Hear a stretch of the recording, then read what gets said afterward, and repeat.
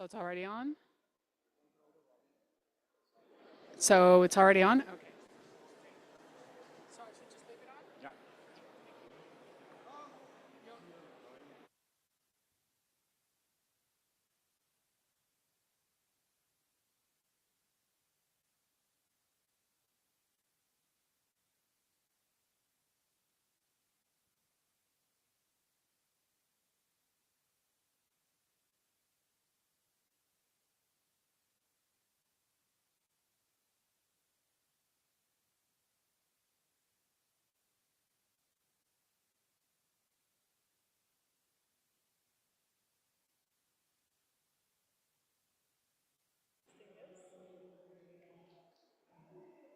Testing.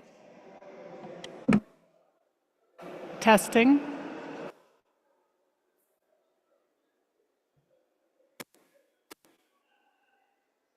Testing.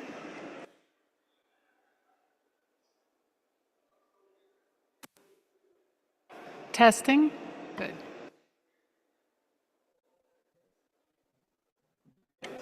Testing.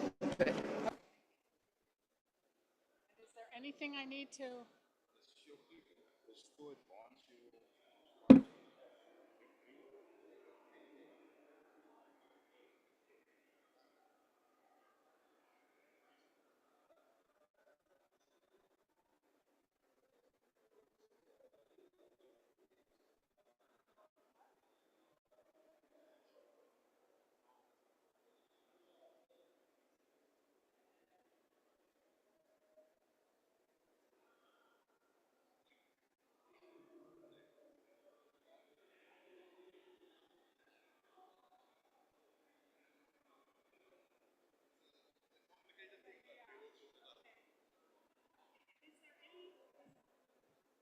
Do I have to keep this squeezed for interference?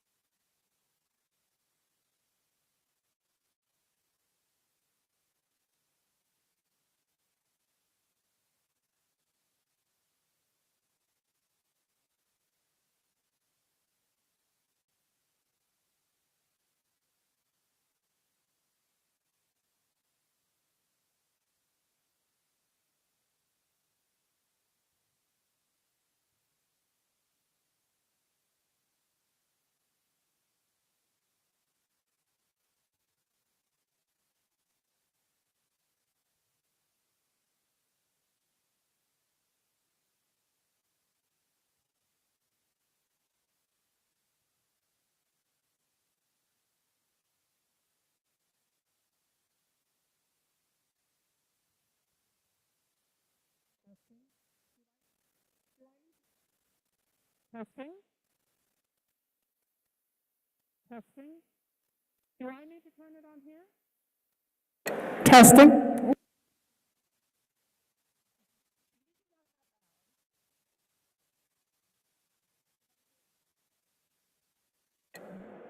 This is a sound check. This is a sound check. Is that okay? Okay, good. Thank you.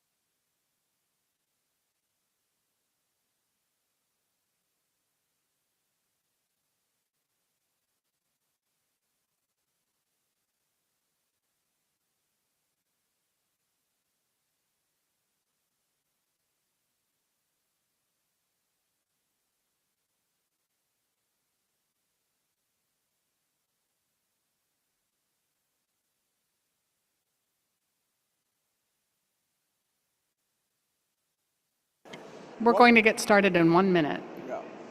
One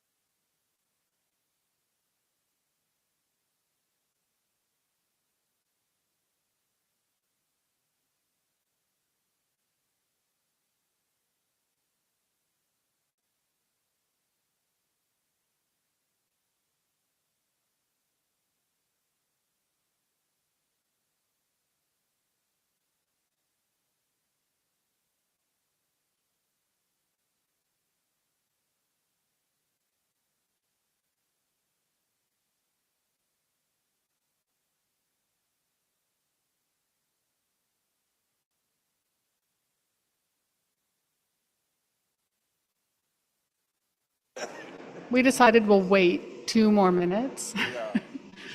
And if nobody comes, then we're just going to form a circle right down there and solve all these problems ourselves. Right? Are you in for this? No, she's not going to run.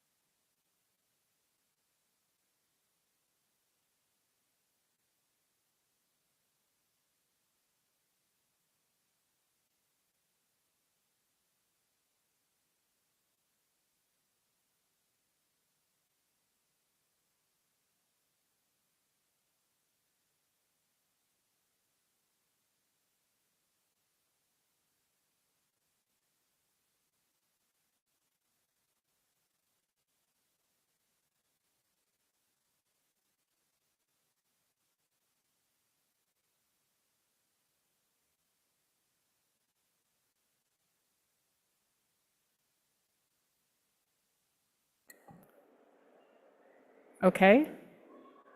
Is that good? Okay, we're going to go ahead and get started. This might be a very intimate meeting, but that means we can come up with all the solutions ourselves, right? And we're able to do that. I'm Alice Allen. I'm the editor of the Astrophysics Source Code Library. And I want to improve research software availability and citation, as do many, many, many other people.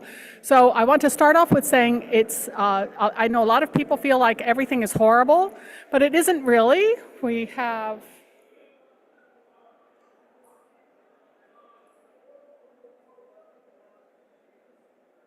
technical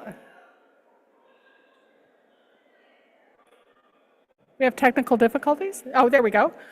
So there are lots of things that have happened in the past few years that have improved things for software, including greater interest in and emphasis on open source software from a lot of different governments and other agencies, including in Africa with the open source initiative, Software Heritage in Europe, the Australians, the US, NASA, all of that. Software is being cited and citations are being tracked. We can just look at ADS as an example for this. You can search for doc-type software in ADS, find all the software entries, and then look at total citations, 66,000 citations, almost 67,000 citations just for software. So software is being cited uniquely, separately from a journal article. There's growing recognition of career paths and the importance of research software engineers as a career, and there are societies of research software engineering in the US, in the UK, which started this movement, in Australia and in Africa, and other places too. I just found 4 that were relevant and put them on there, so there are others. And journal policies on research software have improved too over the years.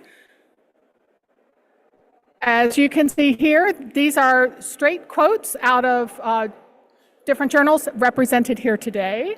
So monthly notices, AAS, and Science magazine. So that's an improvement. But there's also not so good news, and that's what we're here to talk about and to try to fix. How to cite software isn't always clear. For example, the ASCL tracks and lists preferred citation methods for our software. And as you can see, my little dashboard shows that a lot of our codes are missing information. 52% of ASCL's entries do not list preferred citation information, and it's not because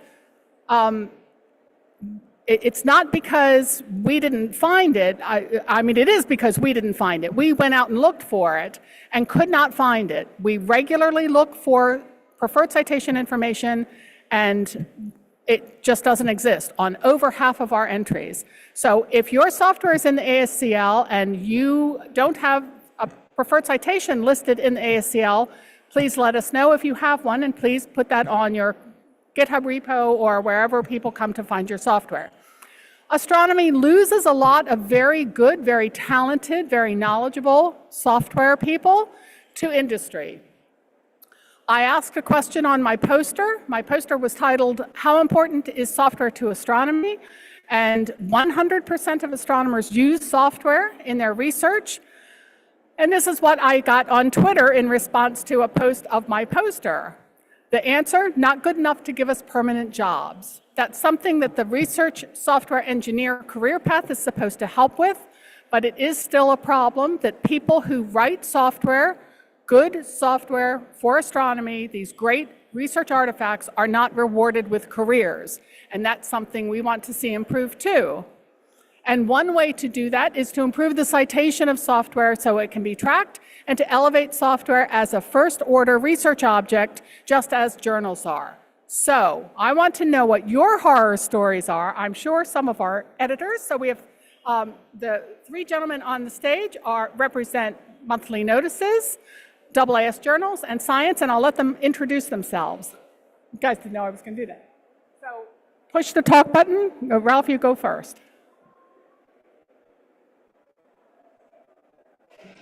Hello. There we are. Hi, I'm Keith Smith. I'm the astronomy editor at Science magazine. This is an area where, compared to these guys, well, we're publishing a very small number of papers, but we are trying to be the most exciting and the most impactful ones. And one of the ways that we've been doing that is by trying to always be ahead of the game in terms of open science, in terms of ensuring that people are sharing their data and their software, and that has also extended to citations. But I won't rattle it on for too long.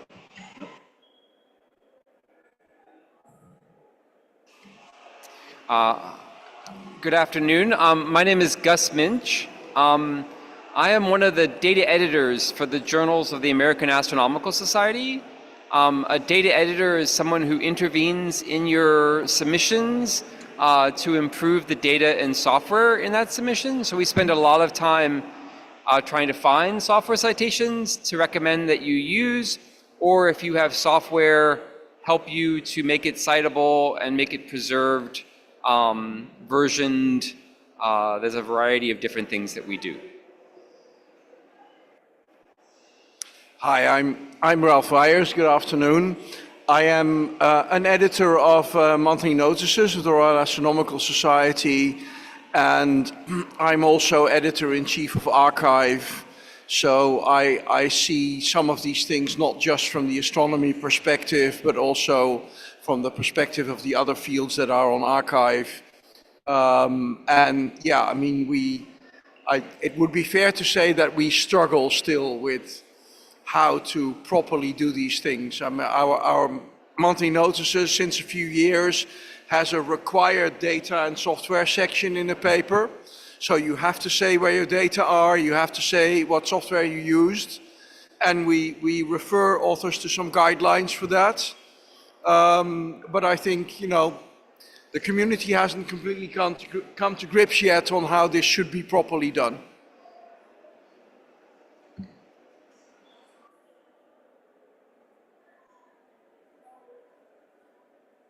So what I'd like, is it on?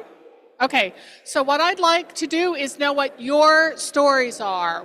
What issues are you having with releasing your software, with citing software with getting citations to for your software, making your software available? Because this is,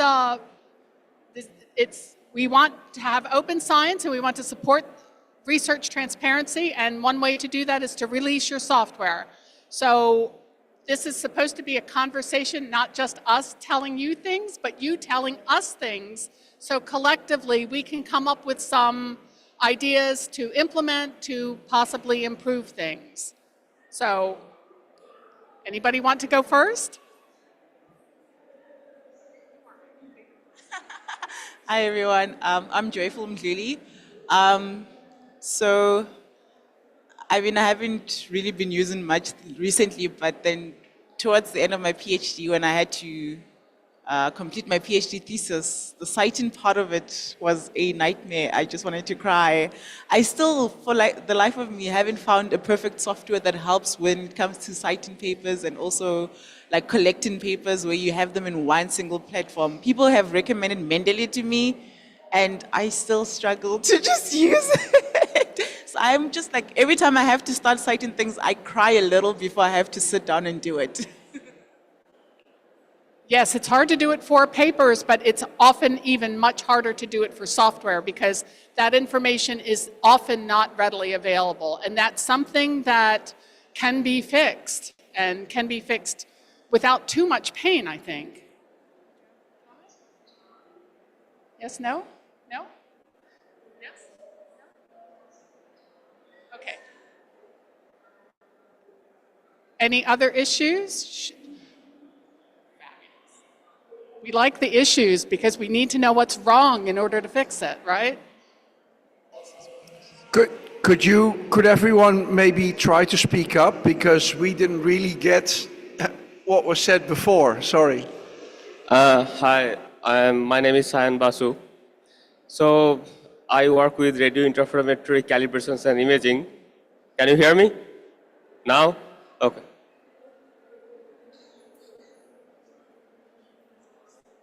There is unfortunately no speaker fine? pointing at the stage, so okay, thank you. Can you hear me now? Yeah, perfect. So for me, I think citing softwares are a bit more easy because mostly I use APES, CASA, DiffMap. But what if I use a pipeline from a research group who didn't publish any of the paper based on that, and it's just like the private communications, and then they told me, okay, so you can use our pipeline. So in that case, how do I do that? Like, there is no way to cite their software, right? Well, the simple solution to that is to basically say where you got it from, right? And if that was somebody emailed you, then that's not a very citable source, unfortunately. So in that case, you can encourage them, if the code is on GitHub, you can cite the GitHub link. You can ask them to upload a copy to Zenodo and cite the DOI of that. That's a very simple way of doing it. Or you get them to post it on the Astrophysics source code library or whatever. If the code does not have a public presence somewhere on the internet, then it's not citable, which is a problem, and therefore the code is not reproducible and the results are not reproducible in the paper. So we would very much encourage you to make sure that the software you're using is citable in that sense. Now, it might not be your code, so that might be difficult to do, but that's what I would recommend anyway. You could also let me know where you got the software, and then I can ask them to make it available and create an entry for it in ASCL. So at least there's something, even if they haven't published a paper in it. So that was good. And we often, I mean, we either tell Alice, if we see, especially if we see the same GitHub link mentioned over and over again, and Alice hasn't found it already, we will pass that through, or we put an issue, we jump into the GitHub issues and say, like, how do you want this to be cited? But if it's public, if it's not public, as Keith said, it's not great. But if it's public, then like the name of the team, you know, like pipeline, whatever team, and then the URL, that citation is better than nothing. So it's getting, because what it means is it can be, the reader will be able to track back, so. Yeah, but I think there is also still a culture issue in our community, right? That we are evolving still, I think, from a mental state where people would regard their software as their own secret weapon against the rest of the community that only they have access to considering the fact that your software is part of your research problem, and therefore if you don't publish it, your research is not reproducible. Right, and people are still sometimes balanced between those two considerations that are both at least considered valid, whereas, for example, in the computer science community, you see that it is already much longer the adopted standard that a software is a publishable thing, you get credit for it. Therefore, on the whole, you are better off publishing it than keeping it as your secret weapon. And I think in astronomy, we're still somewhere in between. Not everybody regards their software as something they should publish. The other thing is some people are ashamed because they're not particularly good software authors, so they wrote something, but they know that it will look sloppy to someone else, and therefore they don't publish it, right? And so becoming aware that you can publish software even if it is not, you know, if it has the right disclaimers, you say like, okay, here is my software, I don't provide it with any warranties, but it is what I use, so you can at least check my work. That's what things like Zenodo are for, right? It's not necessarily the case that if you publish a piece of software that you make the commitment that everyone else can easily use it. And that again, people kind of fear, like if I publish my software, I'll get 1 million requests every week of people, you know, wanting to explain the software to me or wanting me to help them use it. And so I think there are still things that as a community we don't agree on yet, on what we should expect if somebody publishes their software. And the answer is, if you want people to have expectations about your software and what service you will and will not provide with it, put a README file in the software that says exactly what you want, right? Yeah, I'll second that software is an output of a research project. It's not an input, right? In the same way as if somebody goes off to a telescope and takes some observations and writes a paper about that data should become public in the observatory archive or whatever. If somebody goes off and writes a piece of software for an astronomical study, when they publish that study, that software should become public, right? It should be available to readers of that paper in order to understand the research that's done and to reproduce the results and so forth. But as Ralph says, that doesn't mean there's any commitment on the part of the authors to support it or to document it or to help other people with it. Just whatever you've written, upload it somewhere. It takes 10 minutes, right? And it actually, people, as he says, are worried about looking sloppy or they'll get criticism or whatever. No, it increases the impact of the work that's being done because people are more likely to follow up your results and more likely to use your tools if they have access to the same code that you use to do it yourself. And just being able to rerun the same analysis on a different data set or whatever, it makes your work far more impactful. And think of all the time and energy that gets saved if not everybody has to rewrite the same software again for the same problem because everybody else refuses to publish it, right? I mean, science is about building on each other's work, right? And we already recognize that in terms of data and ideas, and we should start recognizing that more in the way of software as well. Why would you not build on other people's work in that regard? Right, exactly. So there was a great article in 2010 by Nick Barnes. It was in Science or Nature, one of them, I don't remember which. I think it was in Nature, sorry. That said, publish your source code, it is good enough. If it's good enough for your research, it's good enough to be public. That it shows that you have some confidence, not necessarily in your coding skills, but in your research when you publish your software, when you make it available for others to see. I have written software that is much worse written than anything you have written. I can guarantee that. And I know that because people told me that frequently. But it worked for what I was doing. So, it wasn't elegant, it wasn't nice, it wasn't clean. But it was useful for what I needed it to do. And, people said, you could do that much better. I said, sure, but I didn't. So this is what I used. So one question is, what can people do? How can we help people over that hump of being embarrassed about their software or not wanting to share it because they think it gives them some advantage? That's one of the questions we want to answer today is what can we do? How can we encourage people to release their code even when it's messy? So I'm still interested in horror stories or sticking points. My name's Alex. I'm from the University of Cape Town and IDEA, so Institute for Data Intensive Astronomy. In our visualization lab, I guess, two things, because now that the other question came up. So the horror story is our visualization software, iDavy, that we've been developing for 5 years now. We finally have undergone a refactoring process over the last year or two, which has been delaying new features for the software. And so what used to be every conference on visualization software or astronomical computing, we'd have a paper to contribute that said, oh, this feature, this feature, this feature. But then when you have a year and a half of refactoring and fixing bugs, you can't really publish on that anymore. You get, oh, we fixed this crash, we fixed this crash.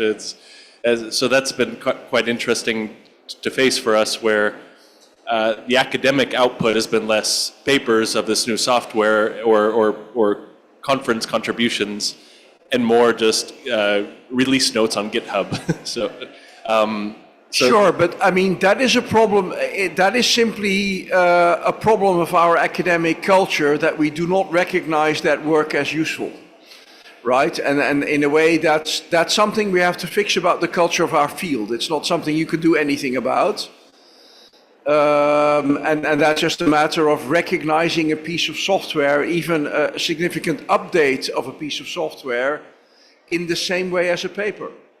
Why should you have to write a paper about a piece of software that is useful in order to get recognition for it? Something I'll add on that is, and bringing this back to the whole idea of software citation, is that when people are using and citing software, they should be specifying which version they've used, right? That should be part of the citation itself. And if you're generating new versions on these repositories, things like Zenodo and so forth, it will give you a new DOI for the new version. So even if the only thing that's new in this version is we fixed bugs, it now has a new DOI, it's a new citable object, and therefore citations can go to that new piece of, or that new version of software, right? Although, so the interesting thing is, I also hear complaints about software designers about this, that if you work on a software package, right, it's often very hard to know how often it was used and cited because each version has its own DOI.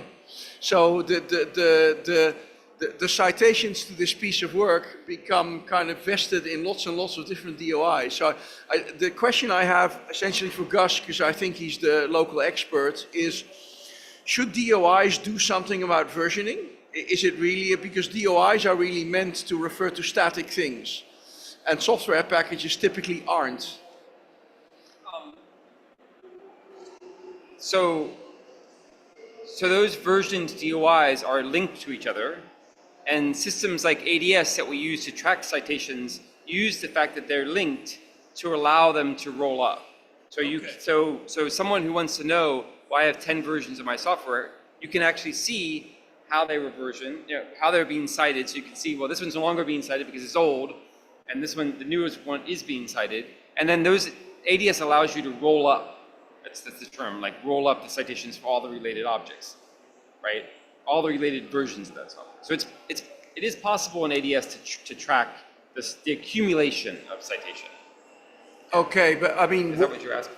yeah, but in some sense, I guess what I'm wondering is whether the DOI system itself is not kind of slightly too static for things like software packages.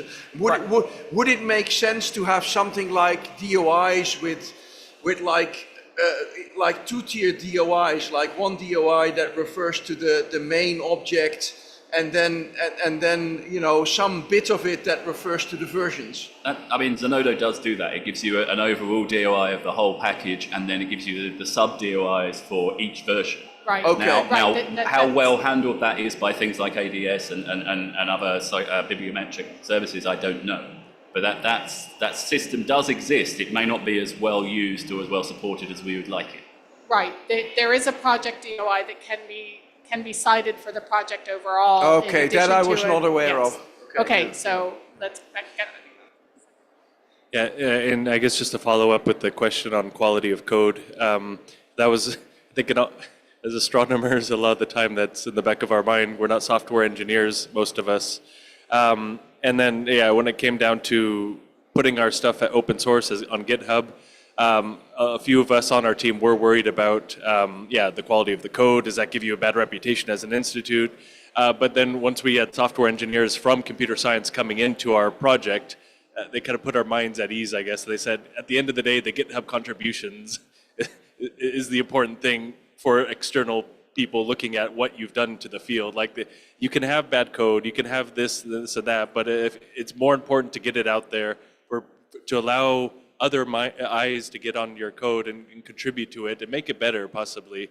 But there's not really a situation that's going to happen where they say, oh, this person was responsible for specifically this part of that bad code, and so therefore you're going to be blacklisted or something, or you're going to, it's a lot more positives than negatives you would ever get in that scenario.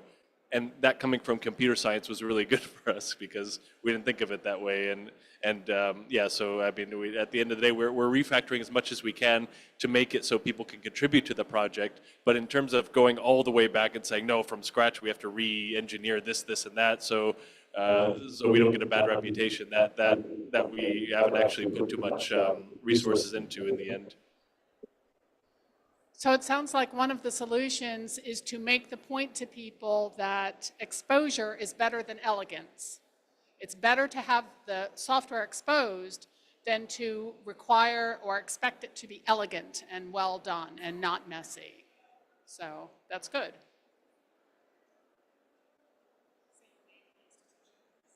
Hi, I'm Lalandra from WITS in Johannesburg, and on the point of the reproducibility, like I have a related issue where it's not the reproducibility, but it's when I read a paper that did something that I want to apply to my research and they don't really cite the softwares that they use.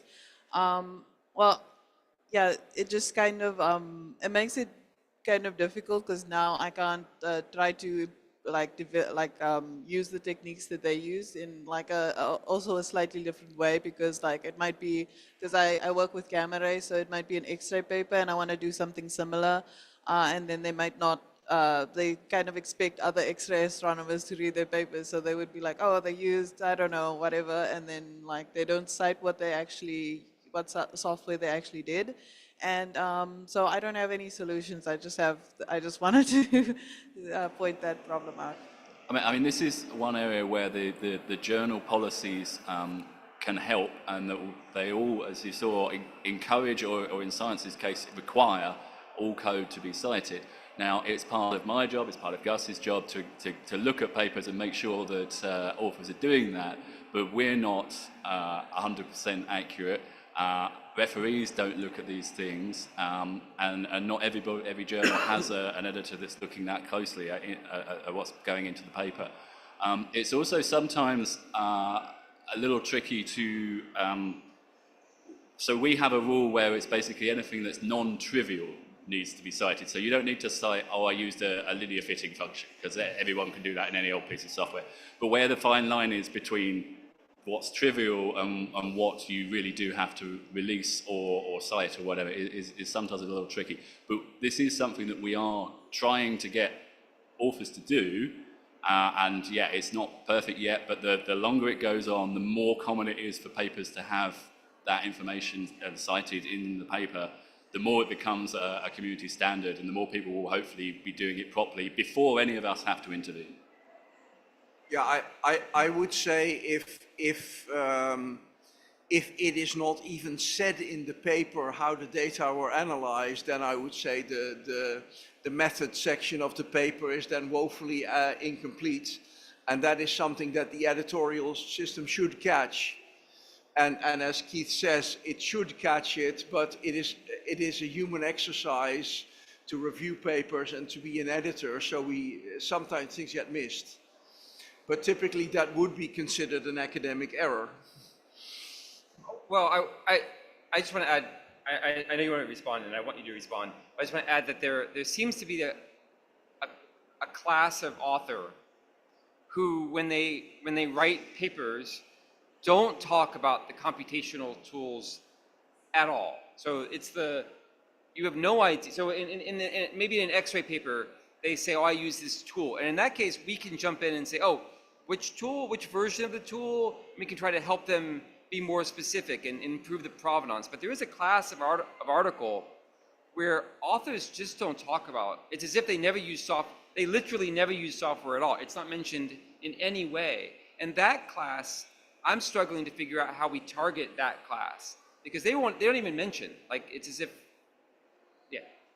I would say you target that class by noting that their methods are not properly described. If they don't tell you, if they don't mention any word about software, then it's unlikely that they're actually telling you what they did, right? And I mean, I would say in that case, not saying what the name of the software package is not even the worst error. It's you didn't even say how you manipulated your data. I had a second question. So what is the actual impact on reproducibility? Has there been studies on the impact of not properly citing softwares in astronomy papers? Like, what is the grander impact? Because, maybe it's not only just me that has this issue, and maybe there's some literature out there about the impact of it. There is literature out there about that, but also increasingly funders are requiring that the software be, that research that was funded by that funder make all of the artifacts of the research available, including the software. So there hasn't always been good follow-up with a new proposal, from I don't want to say an offending party, but I'll say offending party. So there isn't always good follow-up to make sure that they released stuff from their previous funding, but that is increasingly becoming the case where funders are now starting to do better follow-up with that. I go through papers all the time, and I often see code available upon request or data available upon request. And do you know what that means? There's actual research on this. That generally means the code and data are not available. So, and I know this because I ask for it regularly and I don't get it. Or I don't even get a reply to my email saying, no, you can't have it. It usually says upon reasonable request, and that leaves the author free to define almost any request as unreasonable. Okay. So we've heard some of the horror stories, no public information on how to cite something. Software authors want to keep their software private. They think it's too messy, or they think there's some advantage to keeping it private. Software changes, so sometimes it's hard to cite because, find a good way to cite because there are different versions and all of that.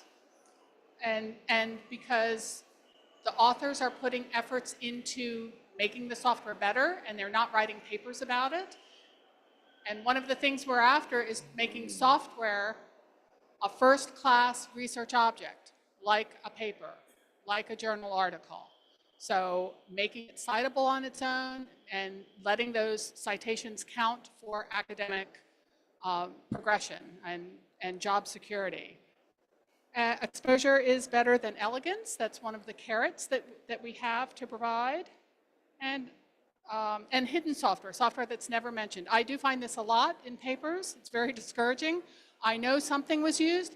I have no idea what was used because is absolutely zero mention of the software.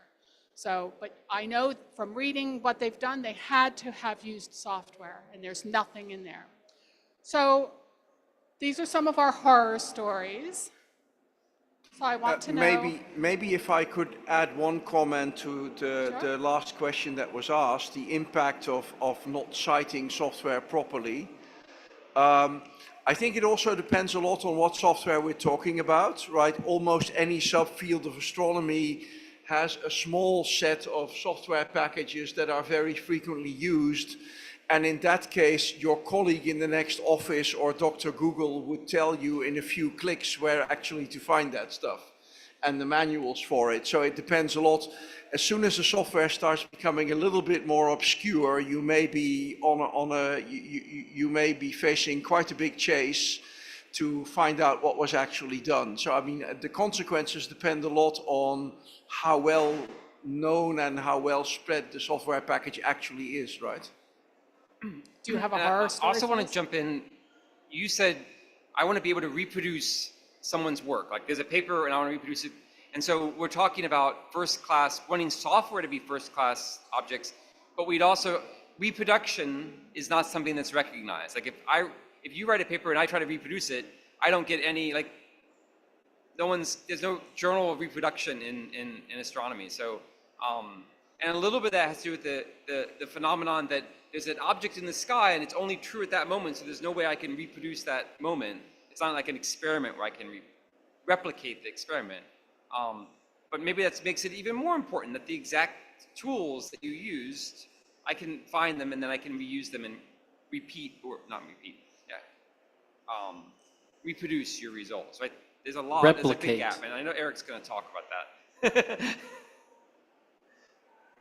No, I just wanted to emphasize a different point of the same question. So Eric Tollerud, Space Telescope Science Institute, and I'm one of the founders of the AstroPi project. And I think it's worth understanding that a big part of the value that comes from the citation is it supports those projects, right? Like the whole reason why we get funding to do AstroPi is because we can say people cited it, people cited the ASCL entry or one of the papers, and we wouldn't get money to do it if it wasn't for that. And we're not, of course, the only one. But I think that's another consequence to highlight here is if you don't cite software, then nobody knows you're using that software, and that means that software can't flourish. And there's many layers, when you really need to do that and when it's not that important. Which I think is the what will help question that we're about to go into. But I think the consequence, the bad consequence, the horror story is if you don't cite it, the software doesn't exist. And it's very difficult to do the control experiment of seeing how would a piece of software have done if it hadn't been published, if they didn't put out an easy way to cite it and making it citable and so forth. But there are tons and tons of anecdotes of pieces of software in a particular field where there was one group that was the first to upload their code and that wrote a little archive paper saying, this is our code, please use it. And it became the standard in that field. Like Gadget in hydrodynamic simulations, or like NumPy, which was published and made citable. And the mere fact that people were citing that they were using it encouraged others in the field to go, oh, that sounds like a useful piece of software, I'll go and look at that. And that snowball effect leads to more people using it, more citations to it, and therefore people provide, there's more development, there's more support for the people who are doing this work.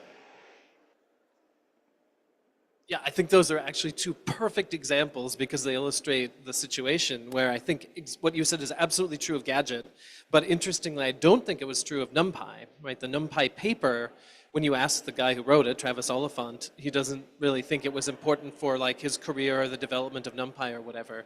And I think this is a thing to highlight is the importance of, I think, and you said it, right? But the importance of recognizing that much software does need to be cited, but some software needs to be recognized completely different ways, like PyPI downloads. That's actually a much more important metric for NumPy because it's used for things that are not academic in many cases.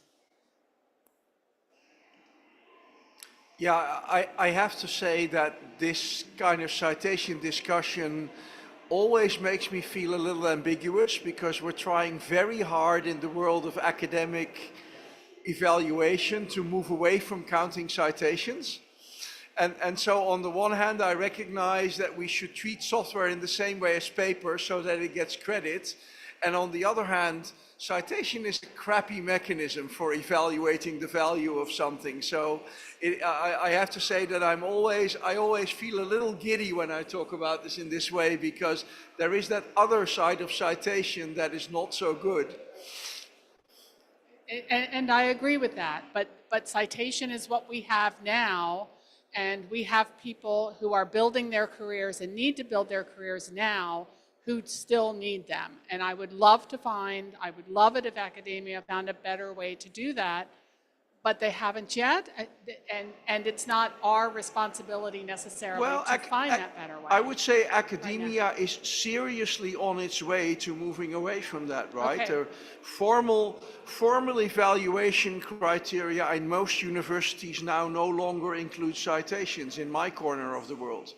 I know that there are other corners of the world where that is not true, Yeah. so we're in transition, Yeah. but so it's a mixed blessing.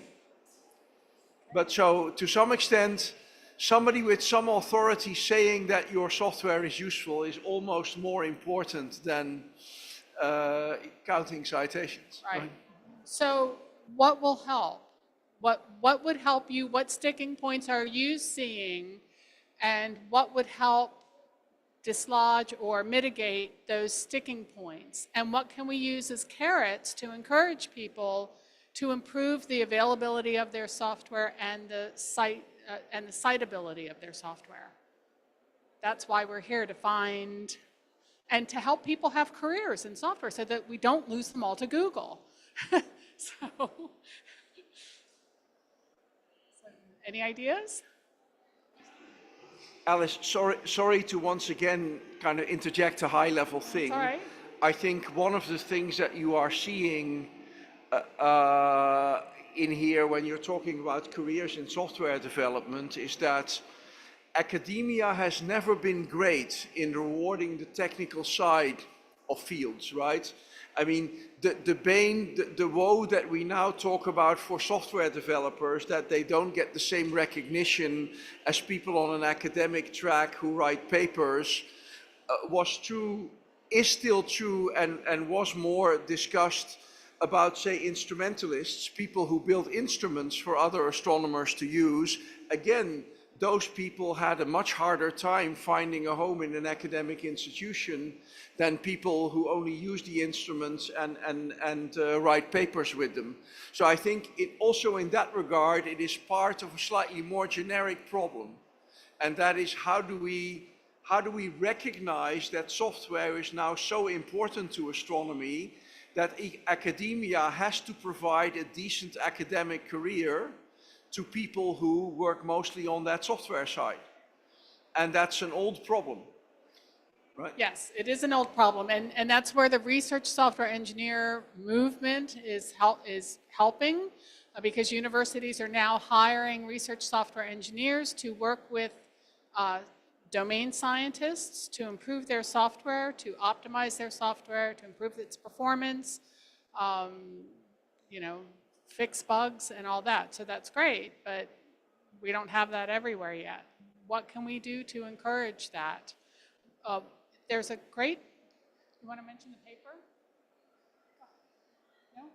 Okay, so there are papers on building your career around software, and I've put together a blog post that will be growing. It's on the ASCL news link that will list great paper that Gus told me about this morning on 10 ways to, I don't remember the title, 10. It's something like 10 ways to include data and software contributions in research evaluation, so in career evaluation. Yeah. And I mean, the citation issue, there's a reality that's happening right now, right? That I don't know how many people here use DS9, but the developers of DS9 are about to lose their jobs. And DS9 will go from being publicly supported by a mission to not supported at all. So someone who uses DS9 is like, okay, well, I need to keep using this software. The bugs need to be fixed, new features need to be developed. How do I jump in and start contributing to DS9? But you're not the developer, so you're not being paid. You're just trying to participate in a community to support that software. So I'm not worried about the people who go to GitHub. Go, have a great career, that's great. I'm worried about the software that's left behind unsupported. And then you are talking about people contributing to a project, incrementally contributing to a project. How do they get recognized, on their CVs? Oh, I wrote 5 papers and I contribute to AstroPy, DS9, and all the other MC projects that have gone, their leaders have left, right? Or been fired, right? How do you create a system where they're rewarded for those tiny contributions? Yeah, this is Eric Tollerud again, Space Telescope Science Institute. Yeah, I think these are great. That's a great question that you're just raising, Gus. But I think there is a way out. I'm going to say something I always say, of course, which is that's the value of open source, community-driven software. Is if you have a group of people supporting the software, if one of them leaves, it's not as big of a deal. Now, you still need to build a culture around this is a good thing. We want to make community-driven software. And that's why I was emphasizing before the importance of citing software to build these communities so these communities can support the people in them. But I think that is one of the key tactics around this, is if we don't build our software assuming it's going to be made by one hero coder or one hero astronomer, but rather it's a community of people who build it, then a community of people can support it. But then I also want to go back to this other point. That's actually why I raised my hand about how you build these careers. I think one of the things that I've learned is that while the attitude is shifting, it still requires a lot of sort of creativity when you exist in one of these careers. And I think that's one of the biggest things we need to work on, is helping people understand how you write in your CV, right? So this blog post and a paper you're talking about is maybe one of the key solutions, but helping people understand that they can put contributed to AstroPy, contributed to MC in their CV. And in fact, for some jobs in astronomy, and they're not as well known perhaps, but there's still plenty of jobs in astronomy where contributed to software gets you a bigger leg up than wrote, 5 first author papers. They exist, they're out there, they're not generally as highly perceived as, the faculty track, but they exist, and being able to know how to say that, I think, is really one of the key ways out here. So community contributions to software are very similar to community contributions to time allocation committees, to service boards, to reports, to all those sorts of things. So those can be put on CVs now. People may be not doing it, but that's certainly something to encourage. It's community service like anything else. So I have a question for you, Alice. Have you thought about, and somebody else gave this idea, right? You watch a movie and you see the credits at the end of the movie, right? There are 5 key grips. And how does a key grip list, do they just list I was the key grip on, these 5 movies, and that's their CV entry? And so I contributed 1,500 lines of code to a project, and you put that on your, I don't know what the translation is so that you can say, I contributed these things to that project. I don't know how you do that. Well, I'm finding out because I now have to write a CV to get a promotion for my unpaid faculty position, which I didn't know I had, so. Hi, Sayan Vasu from University of Witwatersrand, South Africa. I have just an idea about the referencing of the softwares just came into my mind. What if all the data science and instrumentation conferences that all the radio astronomers go who develop some codes, those organizers have a conference proceedings. In that way, they can write down some conference proceedings with their GitHub links or something like that. So if I am using that software for future, I can do the citation of that conference proceeding. Yet I can even update the code on GitHub and just update the DOI and that kind of stuff. So there's definitely a hierarchy of the sort of preferred forms of citation, and having a formal publication describing the code is the best option. Having like a concrete DOI that's properly assigned and so forth is also good. But conference proceedings are on that list, right? They're sort of somewhere in the middle. They're not a proper full publication, but they're better than just having a website. So being able to describe the code, even in a couple of pages without peer review, is still better than not citing anything, right? So that's it's a definite improvement, especially for stuff which hasn't got to the point yet of being completely finished and released and written up in a formal peer-reviewed setting. But yes, definitely a good idea to write those conference proceedings. It doesn't have to be a lot of work. Right, and yes, it's definitely a good thing for conference organisers to do, as long as it doesn't take people's time away from actually, really publishing the code. Sorry, could Yeah. I add to that? I mean, I think one of the unfortunate trends in our specific astronomy subculture is that the importance of conference proceedings is going down quite quickly. In fact, most conferences don't even have proceedings anymore because people were beginning to discover that nobody reads them. So in this specific case, I think it's a good idea to create the publications. I'm not entirely sure whether a conference proceedings in our field, as opposed to computer science, where they are highly respected. So if you were in a computer science conference proceedings, those are highly respected, so I would put it there. But in an astronomy conference proceedings, I think I'd be more inclined to just put it on archive directly, where everybody sees it. Yeah, that works as well. Like just a two-page preprint saying this is our code, this is what it does, or however long. So there are Archive accepts. wait, Archive, I am the editor-in-chief of Archive. Archive accepts any two-page preprint that is a self-contained description of a result. Oh, okay, so there are other places that you can put it too. The research notes of the AAS, they're not peer-reviewed, but they are looked at by someone, and that's a short paper about software. I see people writing those. If you want to improve your software, and show that you're using test scripts and things like that, or you want to learn how to do that, another place you can look at is the Journal of Open Source Software, which works for all fields, including astronomy, and that is what they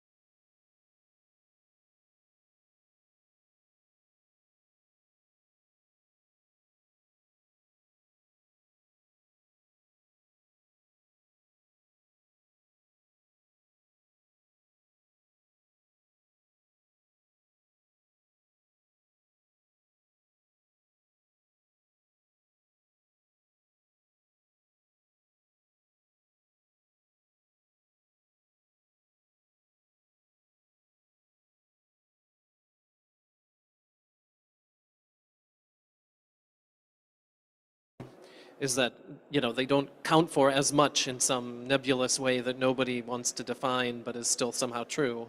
And I think that might be the real culture shift we need to work towards, is understanding that, part of the reason why this is hard is because you usually write up documentation for software on some level anyway, so you're sort of double writing a paper if you have to write a proper paper about it. That's why JOS exists, essentially, because they let you say, the paper is the documentation, go read that instead of having to write a 10-page paper. But somehow that still doesn't count as much credit as like a MinRAS or AppJ paper. And that to me is sort of the core of the problem that we need to work towards reversing. Yeah, I know, but I think that's basically another way of phrasing the problem that academia has less respect for a technical career than an academic track career, right? And that's the thing, until we start, and that's of course because we come from a culture where we astronomers all felt that we had enough muscle to write our own software, so what are we whining about? You just have to do it. And of course, that's how I was trained as a grad student. You need software, you write it. Even if it's crappy software, even if you don't know how it works half a year from now, that's what you do, right? And so the fact that we are slowly evolving in the direction where we are recognizing that writing a piece of software is an intellectual achievement that is comparable to writing a paper or even bigger, and therefore it should be respected in the same way because it is also as needed. And like with everything, culture change is slow, right? Culture change means that certain people in positions of power need to fade away, so that those of us who understand how important it is can slowly take over, right?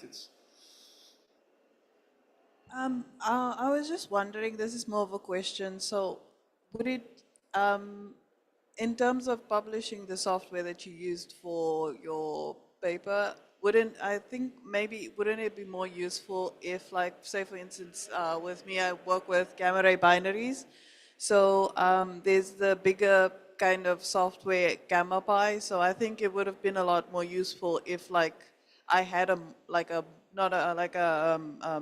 sub package inside gamma pi, like to maybe collaborate with the developers of gamma pi and then just give them my code and then they can incorporate it into the larger structure, and then there's not scattered pieces of very specific code everywhere. Is that not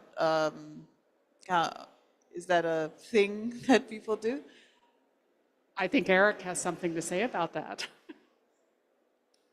Yeah, I think that's a fantastic point, right? And I think it's tied to all of these problems of how these hacks we've made to the system to provide credit don't really incentivize exactly that sort of thing, which is what I would describe as very pro-social behavior, right? Going and joining a larger community with your code instead of saying, I'm going to go it alone and be the hero coder.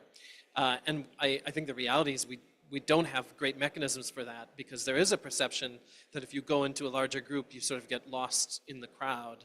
I think there is an interesting question. There's a community that has, I don't know about solved this, but certainly grappled with this longer than we have, and that's the particle physics community, because they have these papers with like 5,000 people on them, and they have figured out as a culture how to say, oh, this person who's like author number 3,000 still deserves a job or deserves credit for this special bit of work. And I don't really know how they've done that, but I wonder if we can learn from them, because I think you're absolutely on the right way for what is good for the community, and we just need to figure out how to incentivize that other than the goodness of your own heart, right? Unfortunately, the way that the particle physics community has largely solved that problem is through writing letters of recommendation, which is not a good way of deciding jobs. Yeah, so I mean, actually in two ways. One way is that in a particle physics paper, you should look for the few asterisks in the long author list, and the asterisk means corresponding author. That's the people who really wrote it. So that's the first thing. And indeed, as Keith says, unfortunately in particle physics, I was on a particle physics faculty selection committee once. And literally the three leading candidates all had the same publication list. And so then it is entirely the internal rumors of collaborations and recommendation letters that determine who gets the job. And that is also an imperfect mechanism, I would say, somewhat gently. Hi everyone, I'm Joyful Mdluli. I'm with the Office of Astronomy for Development. But I did my PhD with the Large Hadron Collider, and I was part of the ALICE experiment and the ATLAS experiment. So unfortunately, they don't have an asterisk for the author. It's just, they just list everyone. Yeah, so it just says it's a paper by the Alice collaboration, and then at the back you have like 5 pages of authors, and I'm one of those 3,000 names mentioned there, but I have no idea what's written in that paper because I wasn't part of the writing process, but I am acknowledged as an author in that list. So Okay. the second you do a service task and they add you to the authors list, you appear in every single paper, and they never give credit to one specific person unless you dig very deep into it to actually find out who wrote that paper, but no one gets credit for any of those papers. Okay, we're almost out of time. Alex is going to be our last person, but although we can talk afterwards, but Yeah, I think, oh yeah, Alex from IDEA and UCT again. Just to go off the kind of the role of the community, I think we just have to always think about the essential role that users of software play in that full open source movement, because a lot of the time, I mean, from the developer side, you find that things stop very short when it comes to users a lot of the time, and that can come from like lack of bug reports, lack of issue logging. When you have analytics tracking in your software, how often people say yes, it's okay to send automatic logging and things to the developers. Like with Carta, for example, it's a huge problem to get people to agree to that. So the incentivizing of that, and also in the astronomy, a huge nightmare when it comes to dealing with data is sticking to standards. So for like FITS have standards for a reason for the last 20, 30 years, but often astronomers deviate a bit out of that, and that makes software more and more complicated. So for example, DS9 would probably be a little bit less complicated behind the scenes if there weren't so many exceptions to the standards that were not followed over the years. So I think that's all, and I think where the solution comes in, I don't know, but I think like, for example, a supervisor with their student, when they're introducing them to a software, it's not just, oh, that you as a user are just putting in your data and you're getting your results, but it's also being part of that community. This is how you log a bug. This is how you log an issue. This is how, just kind of like having a positive spin on what it means to be a productive user that contributes to the software at large, rather than just like kind of a passive, quiet user behind the scenes that just uses it and then they're done. They don't need it ever again, and they didn't actually contribute to its development and longevity. so it sounds like mentoring and education on how to be a better user coming from advisors, for example, and also others in the community, colleagues and all that. So I need to stop here, although I don't really want to. I'll turn the microphone off, but we can keep talking. I do want to pitch one effort called the Virtual Astronomy Software Talks. This is a once-a-month seminar about software. I've got stickers up here for it and can tell you more about it. But it's a little challenging for those in Africa, but because of the time zone difference, but we do record all of the sessions and make them available on YouTube. So it's two 20-minute talks about software and 15 minutes of discussion once a month. So, okay, thank you for coming. I've got a long list of things that might help. I would encourage you to do what you can. If you write software, make it public, license it, and make sure that it's clear how you want the software to be cited. Cite this software with these artifacts or this artifact. Make it very clear on your GitHub repo. So that's something all of us can do, and those of us who work in collaborations can help other people learn how to be better users of the software to contribute back to that. And I believe DS9 has won the ADAS award for software this year, so which will be awarded in November. So it's kind of distressing to hear that they're in trouble. Anyway, so thank you all very much. I think I have a slide for that. Thank you. So, and slides and other resources are available on the ASCL blog. If you have things that should be listed on that page, please send them to me. I'm Alice Allen. I didn't say that. I'm Alice Allen at the University of Maryland. Despite the jacket, don't tell them. So go Huskies, go Terps. And you can find my email address readily on the ASCL. So thank you very much for coming. And I have stickers.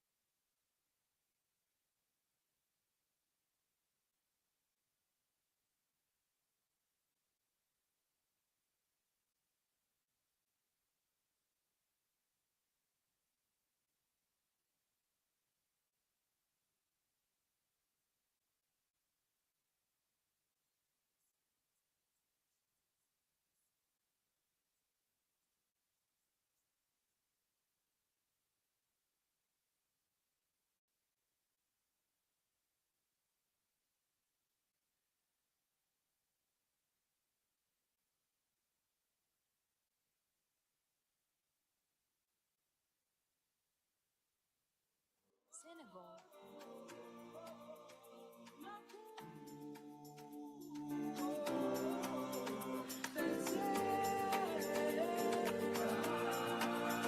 Tanzania.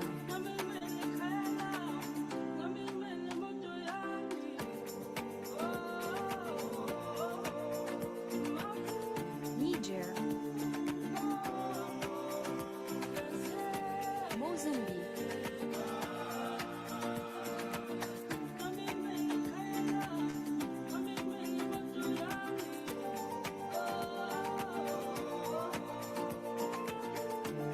Madagascar.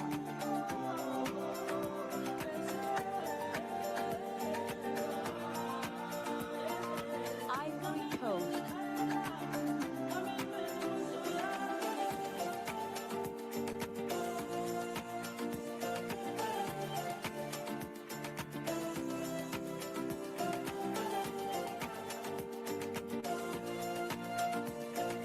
Egypt.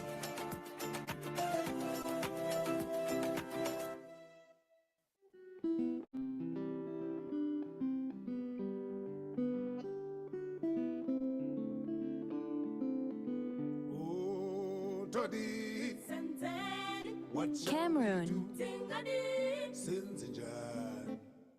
What shall we do?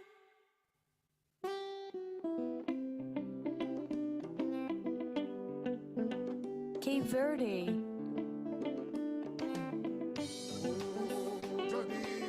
What shall we do? Morocco. What shall we do? What shall we do? What shall we do? Guinea.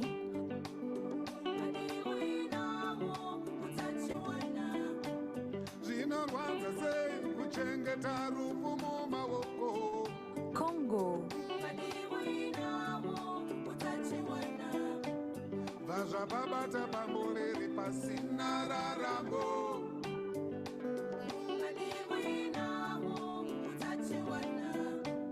Vazvabatumbuka pamureri South Africa. pasina raramo.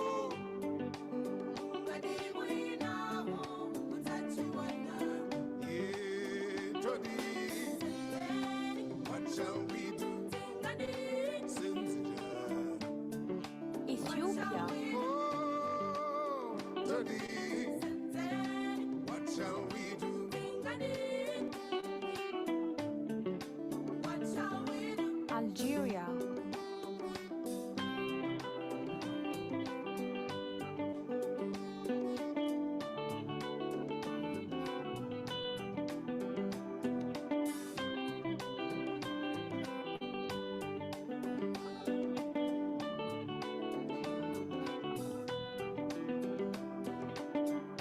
Mali.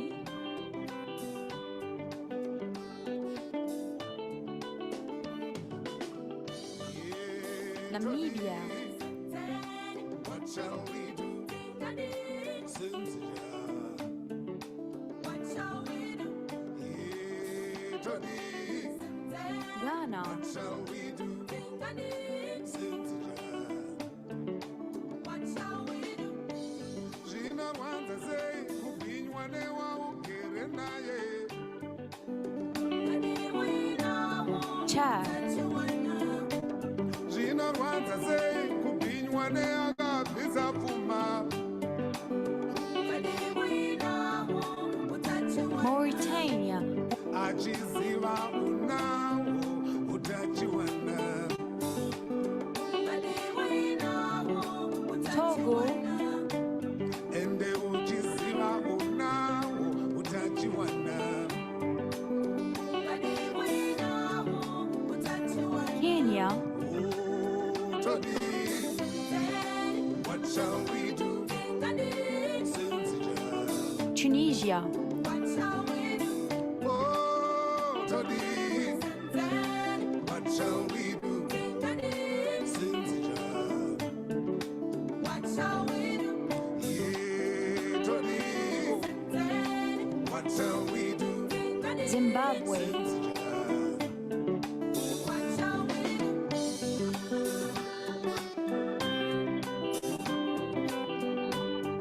Mauritius.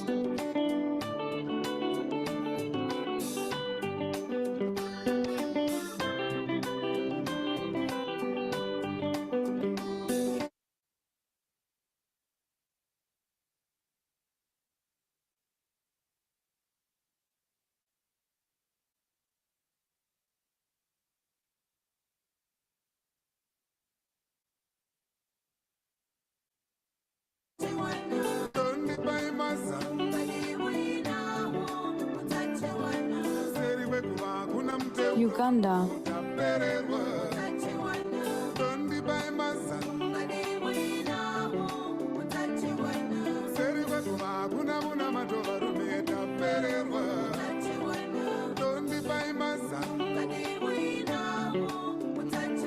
Libya.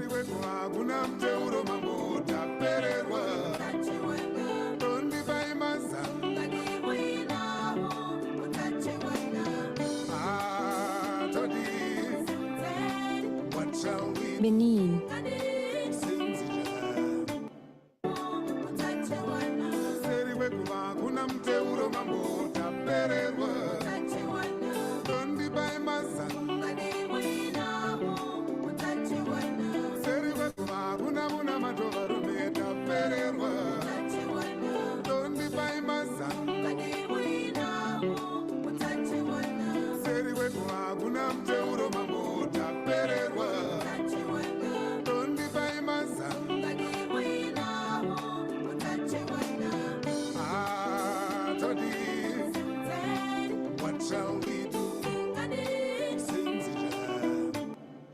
What shall we do?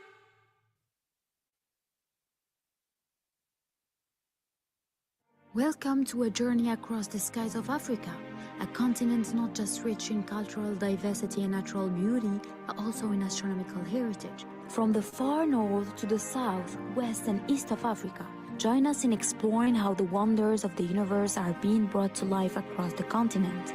From vibrant urban centers to remote villages, discover the innovative ways astronomy is being taught and celebrated in schools and communities. Be inspired by the success stories of students and educators. Experience how these initiatives are expanding horizons for the next generations of stargazers.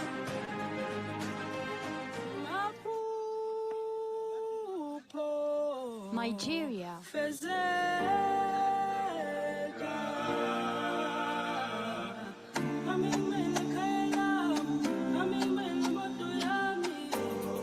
Senegal.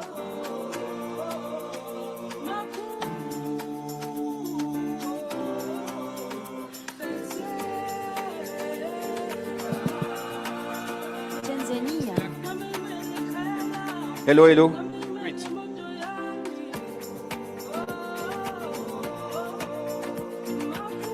Niger. Mozambique.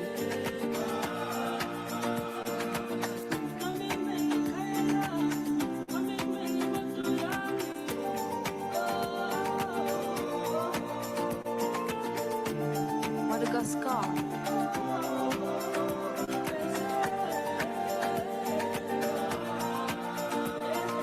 Ivory Coast.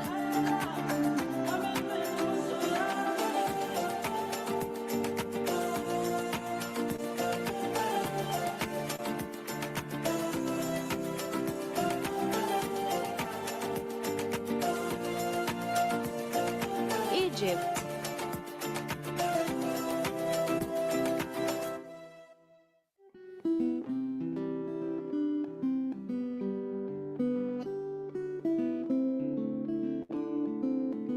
Oh, Toddy, Cameroon. What shall we That's do? up.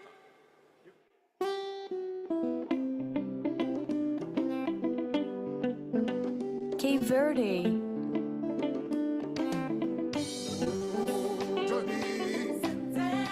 What shall we do? Can you put the PowerPoint? Okay. Okay, hello everybody. You came in great numbers to follow up astronomy in Africa, how we go beyond what we have been going till now. And I'm going to talk about something which was not so shining, because we have this shining vision indeed of astronomy has started its path a few years ago thanks to AFAS and thanks to the report that we had from the NRF and the Department of Science and Innovation and all these things. Yet, will Africa follow up that? And that's what we're going to discuss, because actually Africa is 54 countries. That's not the 5-10 countries which are doing great in astronomy. And that's what I'm going to show you, the other side of the coin, and how we can make up for this, for some of the things which need to be done. So I called it global outreach, or go to Africa, enriching to the enriched. So that's a few slides I'm going to show you, because I really want to be brainstorming with all the great numbers of people who are here anyway, so that we have great people. Takalani is with us, and Tebe, the president of EFAS, and so on and so forth. And we have these bright students coming from America. Yes, that is finishing his PhD from Senegal, and our Martin Dominique. That's where we'll be corresponding about the. So we have this crowd, and we have also some other people. So let us think about how we go beyond the success story that we are talking about. That is some countries getting serious in astronomy. I'm going to list some of them later, and want you to be discussing together. So let's move on. So here we are. So as you know, EFAS has been started a few years ago, 5 years ago indeed, at Cape Town, exactly not too far from here at the observatory. And it has went to great strides forward. It is an association, a society which is made of professionals, but also include amateurs in it, and which wish to be the voice of astronomy in Africa, and to have the astronomical community at the continental level play in the play at the level of the world. That is to be globally competitive and competitive. So there's many challenges which are facing, of course, the country. I'm going to go country by country, and what can be done for the countries which are lacking astronomy. I'm going to talk about some outreach we have started to do in some part of the Africa, in particular the Sahelian countries, and what is left to be done. So you all know Africa, right? It's the map of Africa. You all know the countries one by one, right? I'm not going to test your geography. I'm going to help you, in fact. So those are the countries we are talking about. 54 countries at different level of development. And at some point, I'm going to talk about the countries linguistically wise, and as far as the astronomy, how they are faring in astronomy. But let me say, yes. So let me organize this session this way. First of all, I'm going to be talking about some outreach, higher level outreach, I call in some countries, 5 countries. Very quickly, I'm going to tell you what we have been doing, AFAS and OAD. It was a joint operation of outreach, and what is left. So I didn't wish to make a full presentation. I started doing it. I stopped this morning because I thought that it has to be unstructured, like an Unconference has to be a little bit unstructured, so I didn't have time to finish it. So anyway, I'm going to talk. So it's not a complete things. It started, with what I see as a tragedy. The fact that part of Africa is not part of the travel, and mostly it is French-speaking Africa. But it's also the Portuguese-speaking Africa, which is much lacking. I'm going to tell you the countries. Spanish-speaking Africa, there is one country which has Spanish as the official language. I'm going to test you to see which one. And there's other subgroups, Swahili-speaking and so on and so forth. But since they are integrated with the English-speaking Africa, so it's not a big problem anyway. But basically, I thought that we should be starting with the largest group of countries which have no astronomy at all, and it is the French-speaking Africa. In fact, look around, where are the French-speaking astronomers? These young students, indeed, here and there, but the professional in the French-speaking world are not there, at least in the African French-speaking world. That's why I thought that we should be starting with the most unrepresented and most backward in the process. So we went to Chad, and in fact, Mamadou is with us. He was the person who guided me through the various institutions of higher learning and so on and so forth there. And to Niger. I wished to go to Mali at that time, but Mali, there's a coup at that time, so we stopped to those two countries to start with. And then afterward, so that's all the things anyway. Let me, yes. So the vision was, that was the global outreach I'm talking about, was to do two things. Sensibilize the academic communities in the various universities about the importance of introducing astronomy as a field, as a new field, as much as possible, especially in the Department of Physics.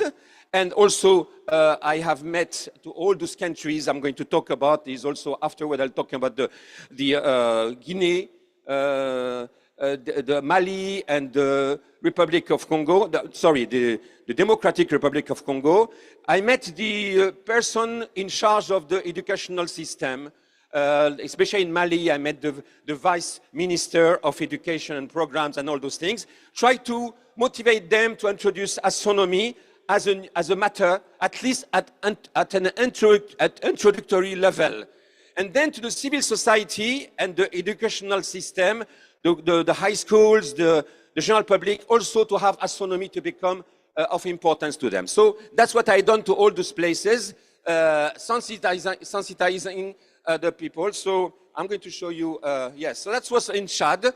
We made a week of discovery with Jabi, Mamadou Jabi. We went to so many places, 18 activities which were done in universities, in Mongo, the Polytechnical Institute of Mongo, conferences, public conference, and meeting with radio and TV and so on. That's a list of activities, as I say. Just to start with, I'm going to go to you people, don't worry. That was then after to, yes, that was in Chad, a meeting with the faculty members at each of those institutions. Okay.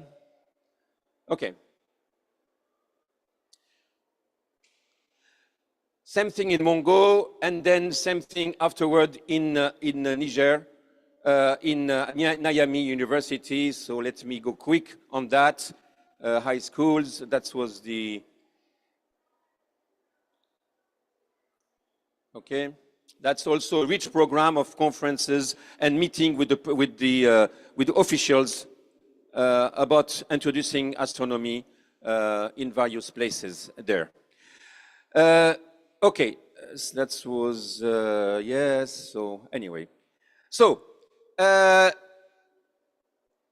me, just to finish this, the covering that we have done right now, let's go, my friend, let's go to the, hello. The technician, let me go to the other document. I'm going to go back to that, and we're going to be discussing things in a very practical manner afterward, and I'm going to open up the discussion with us. But let me finish with the Guinea and Mali and RDC, what has been done. Yes, can you zoom, and let's see.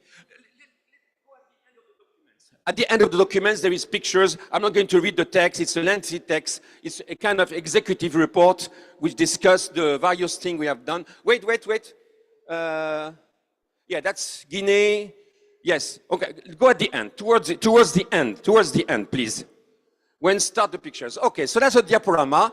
I think it will be enough to comment on the pictures rather than discussing the number of activities and the person I have met and so on and so forth in that AFAS mission. It's an AFAS OED mission, and it was, as I say, supported by AFAS, right? AFAS.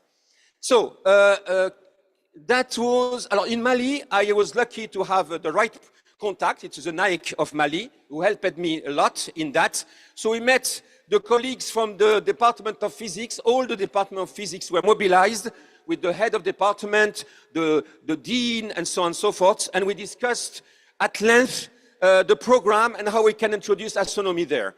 So that's, you can a little bit zoom in, my friend. Can you zoom in so that we can see a larger picture? Zoom in, yes.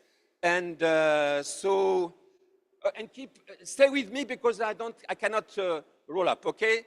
So that's also Department of Meteorology. They are doing some work in, yeah, that's here with the telescope. And that's my colleagues. Many of them I discovered are astronomers.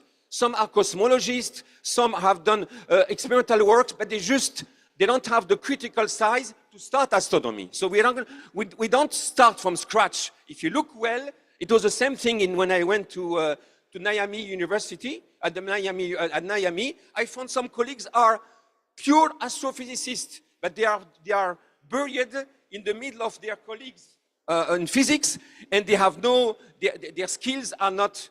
They are not made use of their skills. So we don't start from scratch. So let's move on. So that was the Miami. We met also with the École Normale Supérieure of Bamako. All are the deans of the various branches which are teachers.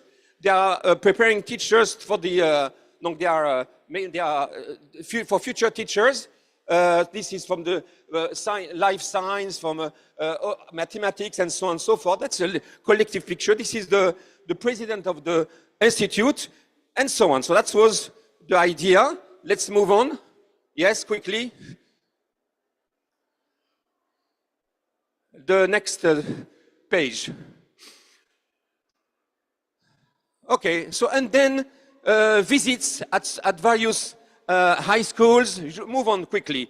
Also another school of preparing students for being teachers, science teachers. Those are the colleagues also who are in that respect, who are teaching there. Institut de Formation des Maîtres de Bamako, meeting with the staff and so on. Go ahead, move on. Yes, and further visits at something like 10 high schools. Most of the high schools of Bamako I have gone there and given lectures and talked to the staff and to the teachers, the science teachers there. Move on. Of course, the most important aspect was the aspect at the university levels, not at the high school. It was just additional. So these are some also people. That's the General Secretary of National Education that we met. And this lady actually is Professor Traoré. She's responsible of the programs in the Ministry of Higher Education. She got her education in my country, by the way, in Sétif University and so on. I discovered that. And she's in charge of the program and other people. So I met all the big boss of the university and the things. So move on, yes. Okay, and then we're going to finish with Guinea. So move on, that's various, yes. That was Bamako. Conakry in Guinea. So we met with the people at the Academy of Science, the Guinea. I was lucky to have the president invite me to give a talk at the people there in l'Académie des Sciences, and also some activities go further up with all my colleagues from the university, Gamal Abdel Nasser, which is the biggest university in Conakry. So we met them and we discussed how we introduce astronomy. And luckily, last week they called me that they were able to introduce a new course of astronomy officially in the program of physics starting from next year. So that's already one fruit of that things. Meeting at the high schools and all these things. So and yes, and I also. I also made an extensive trip to RDC. If you don't know the RDC, the DRC. The DRC is the second largest country in Africa. It is the largest, it is the country which has the most number of francophones in the world. 100 million francophones, but they are completely disconnected of what is going on in Africa because of the linguistic barrier, by the way. I don't have, I can show you the pictures. I met with the people, all the staff of the physics department at University of Kinshasa, Lubumbashi, and so on. They are completely disconnected. They are doing great science with the Belgian people. I mean, they are ancient, it's a former colony of Belgium, but disconnected of all the remaining part of the world, unfortunately. So it was a 2 weeks visit. Now, what is left to be done? Extremely much to be done. Let's go back to the PowerPoint. Now I'm going to go back to the map of Africa, and we'll see that the task at hand is huge because most of the countries of Africa have no astronomy whatsoever, and a huge effort has to be done. We at AFAS to bring them in it. So the PowerPoint, please. Just 2 slides, the last slides on the map, and we're going to be discussing the task which is left to be done. Can you take pictures of the group like that with also the? We're going to miss that. Okay. So okay, great. Let's start with that indeed.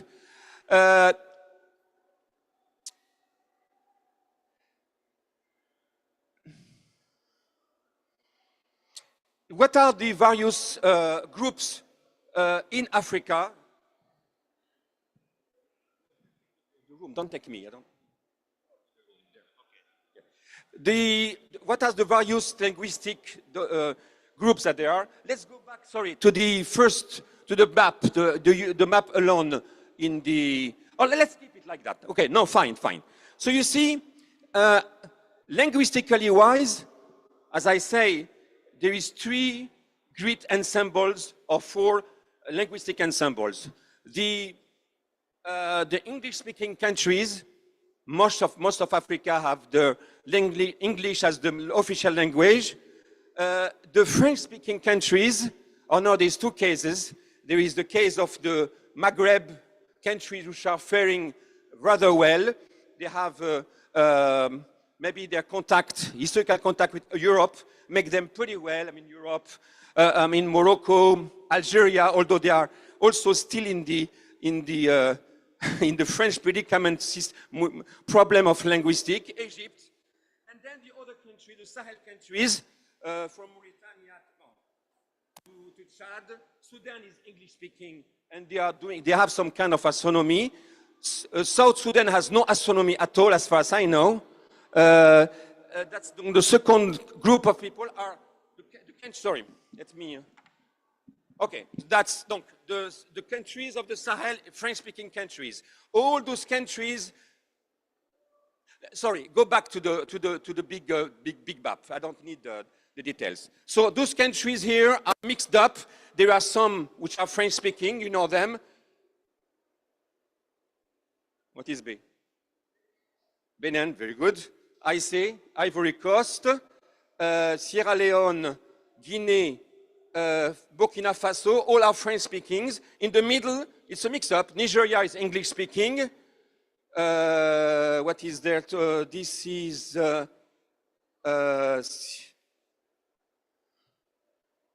what is T is Togo, is French-speaking. Liberia, English-speaking. What else here? It's Sierra Leone. Cameroon's French-speaking. Gabon, French-speaking. Republic of Centrafrique, French-speaking. Of course, the 2 Congo, the Congo-Brazzaville and Congo-Kinshasa, French-speaking. And also the 2 small countries, Rwanda and Burundi here. Rwanda has turned into English anyway, so they are now with the English-speaking countries. And Burundi is still French-speaking. Now there is also the third group are the Portuguese-speaking. So that's also an unknown territory. We don't know many people from Portuguese-speaking countries. There may be some people in Mozambique who are part of AFAS, but the other countries, whether it is Angola, we don't hear much about them, Guinea-Bissau, Equatorial Guinea. The Guinea Equatorial, it's Spanish-speaking, by the way, and also Portuguese-speaking. What are the other countries which are Portuguese-speaking? Cape Verde, yes, indeed. Where is it? Cape Verde is here. They also Guinea Equatorial. Here, Sao Tome and what's the island? Is that?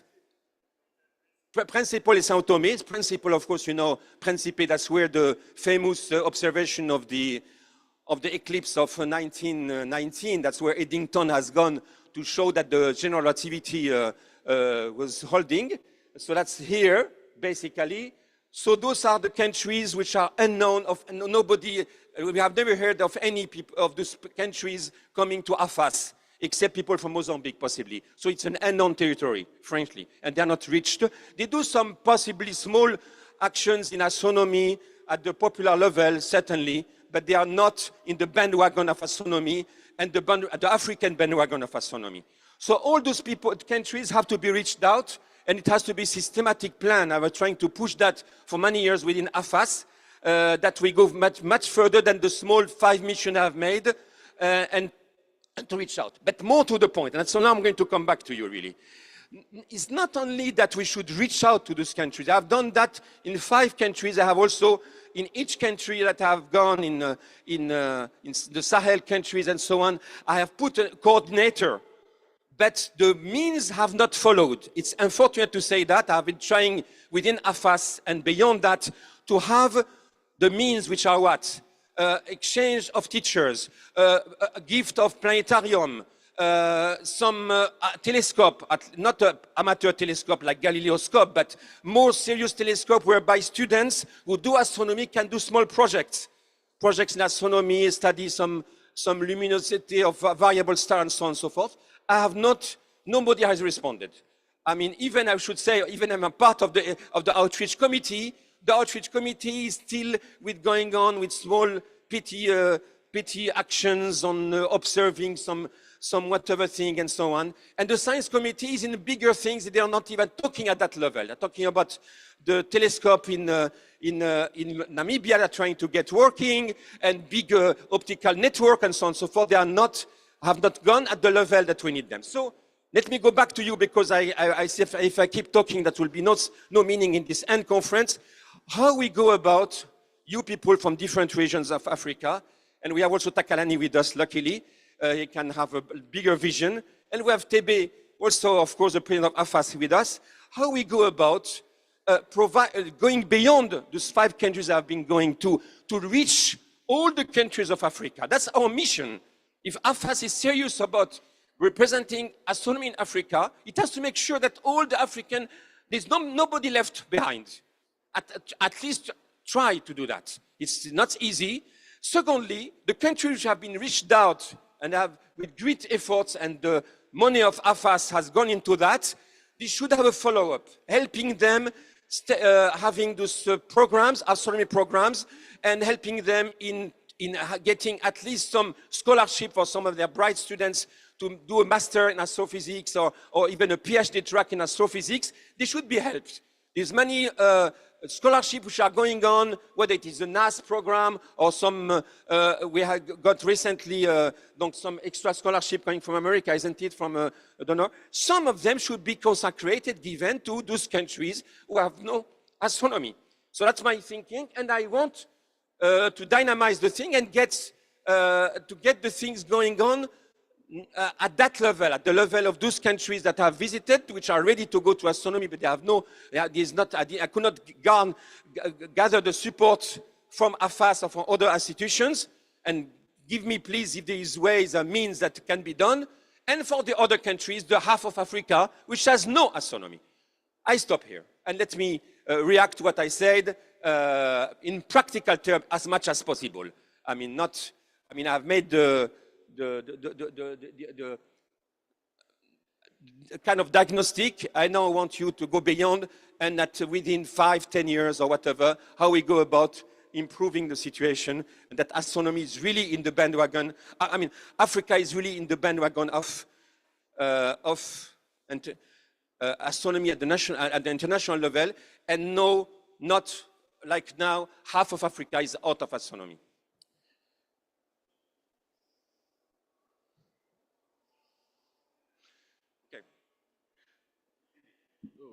Hi, thank you for a very good presentation, Jamal.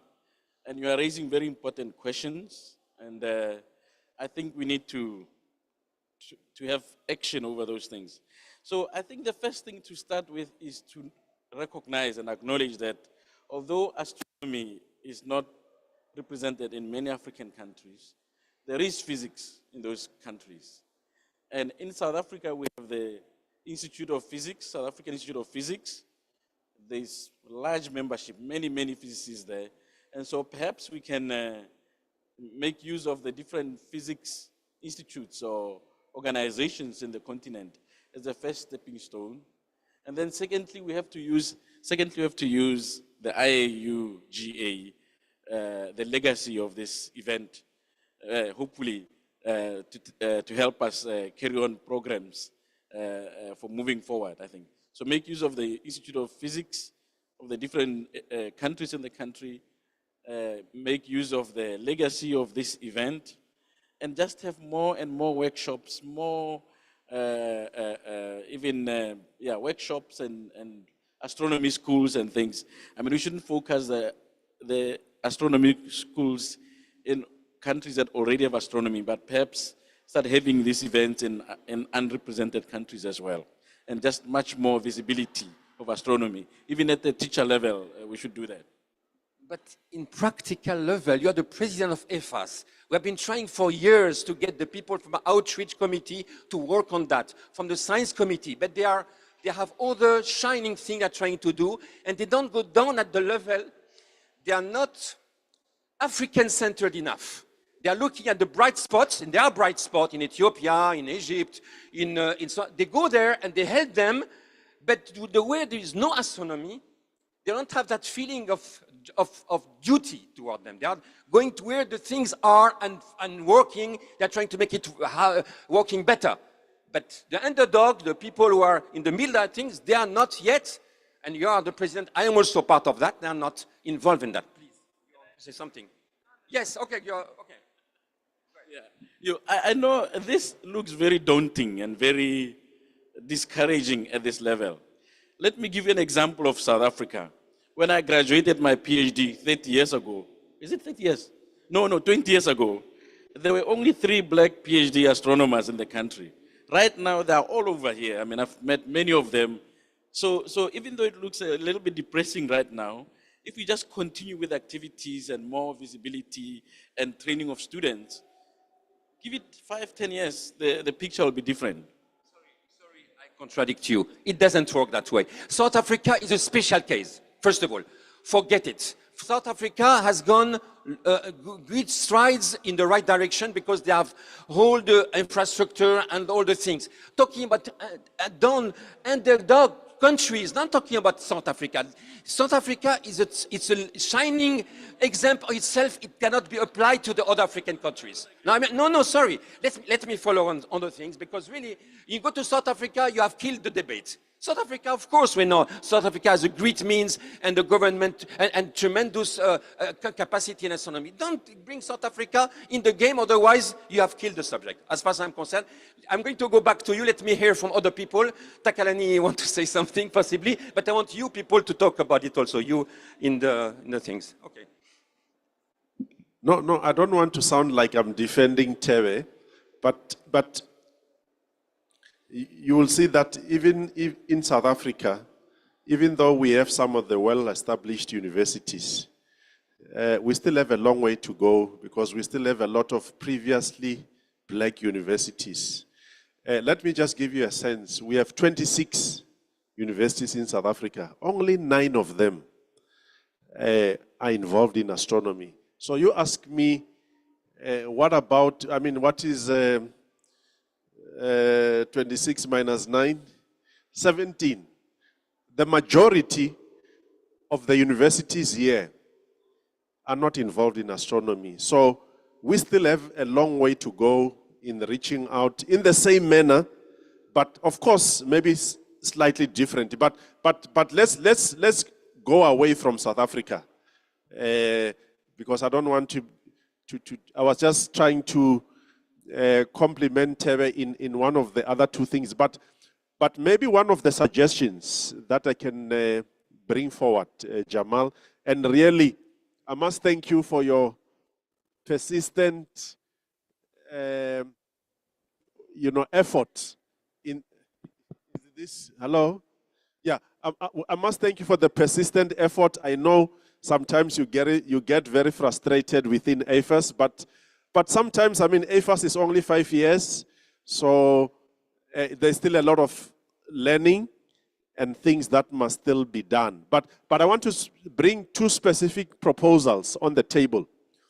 One is, Jamal, given that we have got limited resources in AFAS, I'm sure we can improve on AFAS, I agree, but you know the budget of AFAS is still very much limited. So therefore, maybe the proposal that you have made to AFAS, you have packaged. So I think let's package that proposal so that we can also use that proposal to engage other funding agencies or whatever.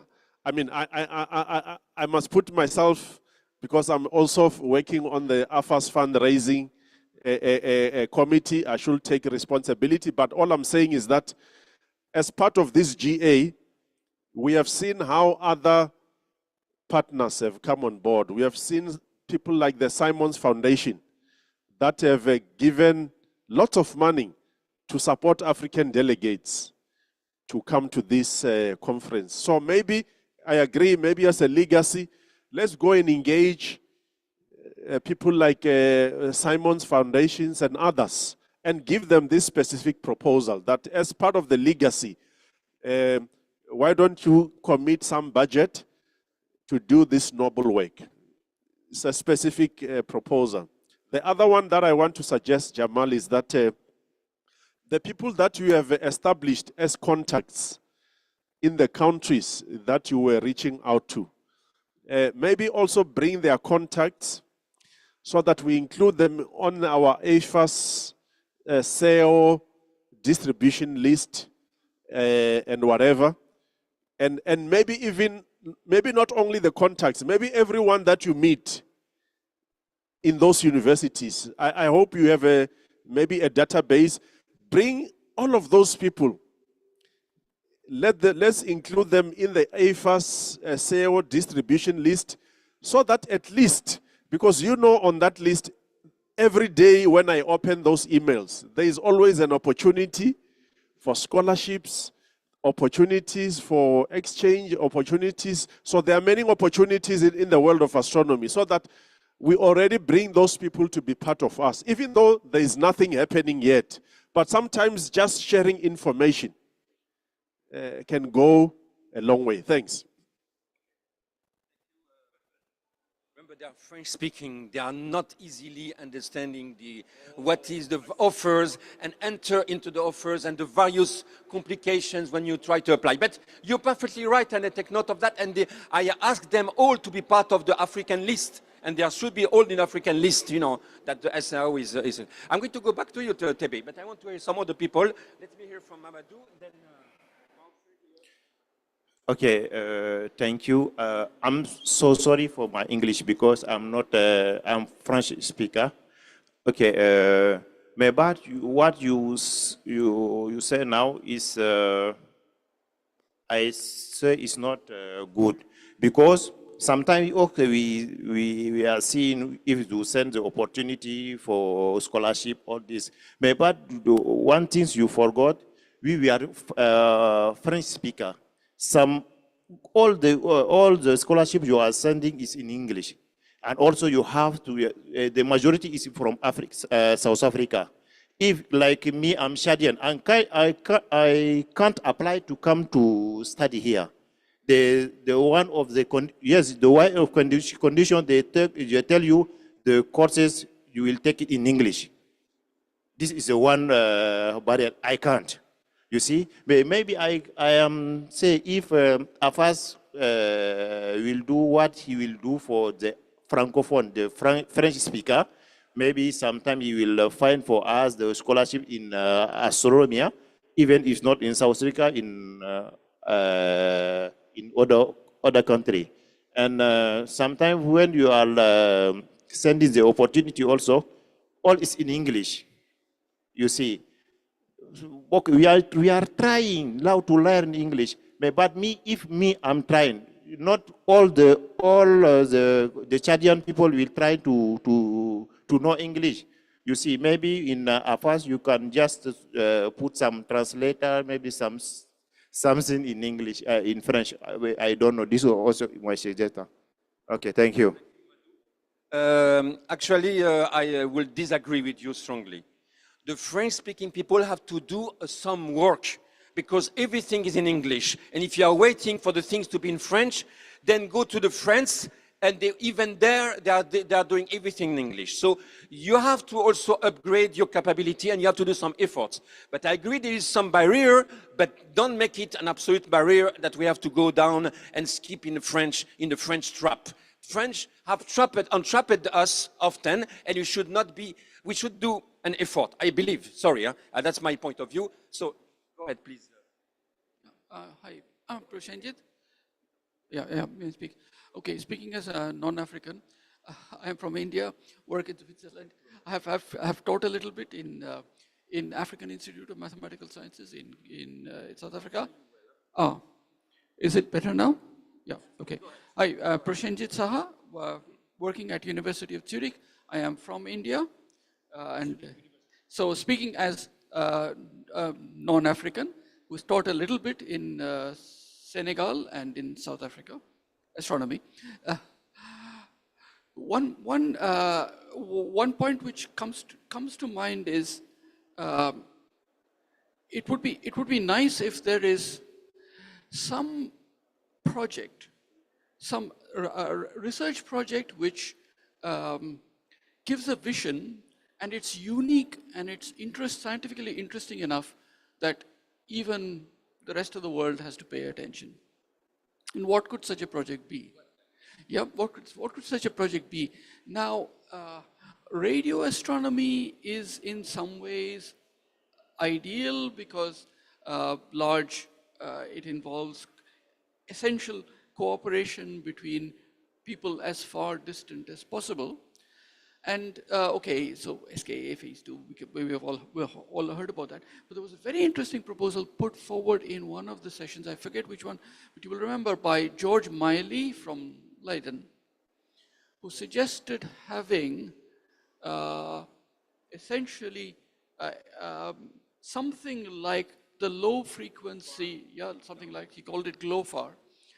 Now, I don't think it's exactly what is needed, but I think, but I would put it to you as something to study further because it has advantages. One advantage is that in terms of infrastructure, it is relatively simple. Not trivial, but relatively simple. And another aspect is that the cooperation between multiple countries and people in different areas, widely spaced, is absolutely essential. And the third part of it is that it's scientifically unique. It's in a window where nobody else is able to make discoveries because it's a high resolution system in radio astronomy with resolutions like optical at the level of arc seconds. So, okay, scientifically interesting, essential cooperation between different regions, and infrastructure requirements are relatively modest. So, it would be nice to study this further. The proposal by George Miley is very interesting, not in its final form by any means, but deserving of study. Thank you very much. That's in regard to research. We're talking about there already the research level, but it's good. And in fact, we have been talking within IFAS and at the wider stage how we go beyond the 8 countries which are partners with the SKA, which might then give this input to the other countries if there is this extra scholarship and money and so on. So that could be one direction also that I can think of. You know, SK has 8 countries which they have taken care of, in a sense, putting their money into them. And that's if they could go beyond, and there's a discussion, isn't it, Takalani, about extending that beyond the 8 could be included other African countries, and that could be a good boost in the things. Yes, Tebe, I know that. Why don't you come closer, by the way? Yeah, okay, colleagues. I can give you examples of 3 countries in Africa that 20 years ago had very little. In fact, 2 of them had no astronomy. One is Zambia. I was invited to Zambia 2 years ago to a workshop. They're starting to hire PhD astronomers at the various universities. Uganda. They're starting to hire people in astronomy, PhD astronomers in their universities.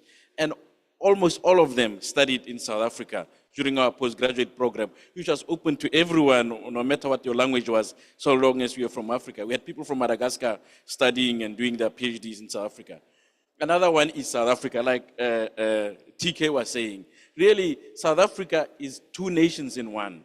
If you went to some of the rural universities in South Africa, the conditions are very similar to the places you have been to that you are talking about in other parts of Africa. So there is hope.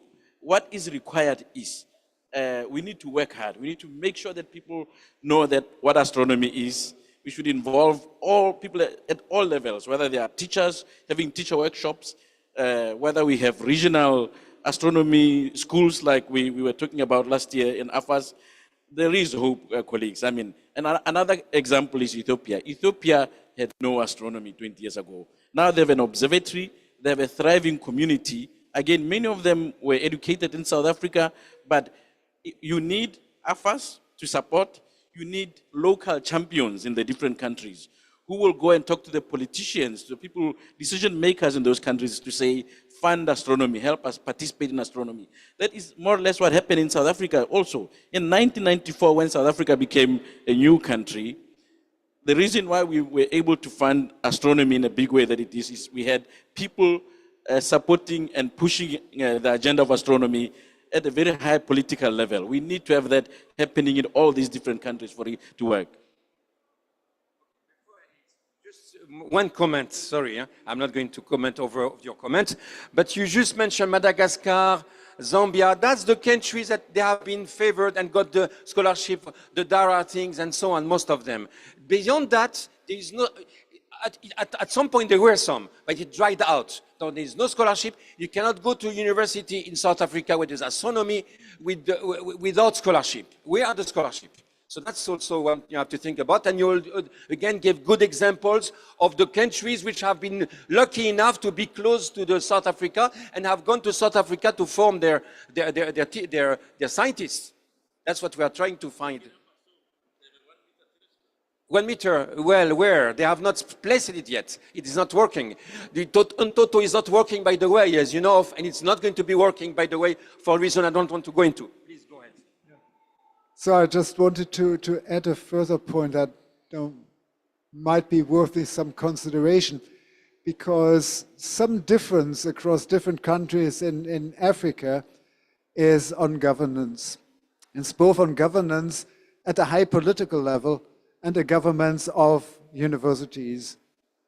And at some point, these efforts need to resonate with those people who take political decisions, need to be able to provide support from within the country.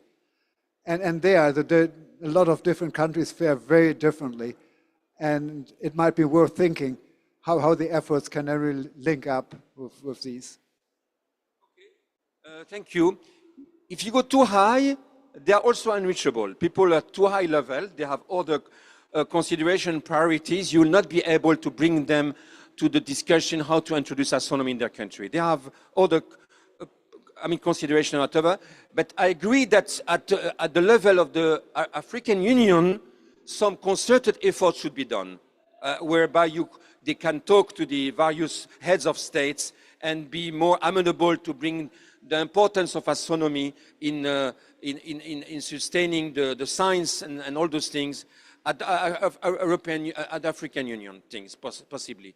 But if you try to shoot up too much, you will never be able to talk to the president or the minister easily, you see. And even if he talk, he will be giving a politician talk. Yes, yes, we agree, and so on, and he will not be down to the practical level. You raise your hand. Yes. So questions. we need to Is it wrap okay? up to not quick in 10 minutes more. I have questions. Is it okay? Yes, to whom? Maybe like Afas, I guess. Okay. Go ahead. Hi everyone. My name is Amina Diop. I'm from Senegal, but I study in the U.S. So I have more of questions because I'm very new to AFAS and everything. So my first question was, does AFAS have some plans to overcome linguistic barriers? So right now we're speaking, and it's mostly like Francophone and English-speaking Africa, but of course we want to reach all of Africa, and especially like countries that are speaking Portuguese and stuff. So are there plans to like reach those countries, since we don't know astronomers and stuff, that we will put in place so that we can reach those places? And my second question was, is there a role that Africans in the diaspora can play? I'm speaking in my particular case because I'm from Senegal, but of course I left because I couldn't find opportunities in astronomy. So are there ways to reach those astronomers, Francophone or from other countries, to like help and contribute in Africa? Okay, so it's an open question.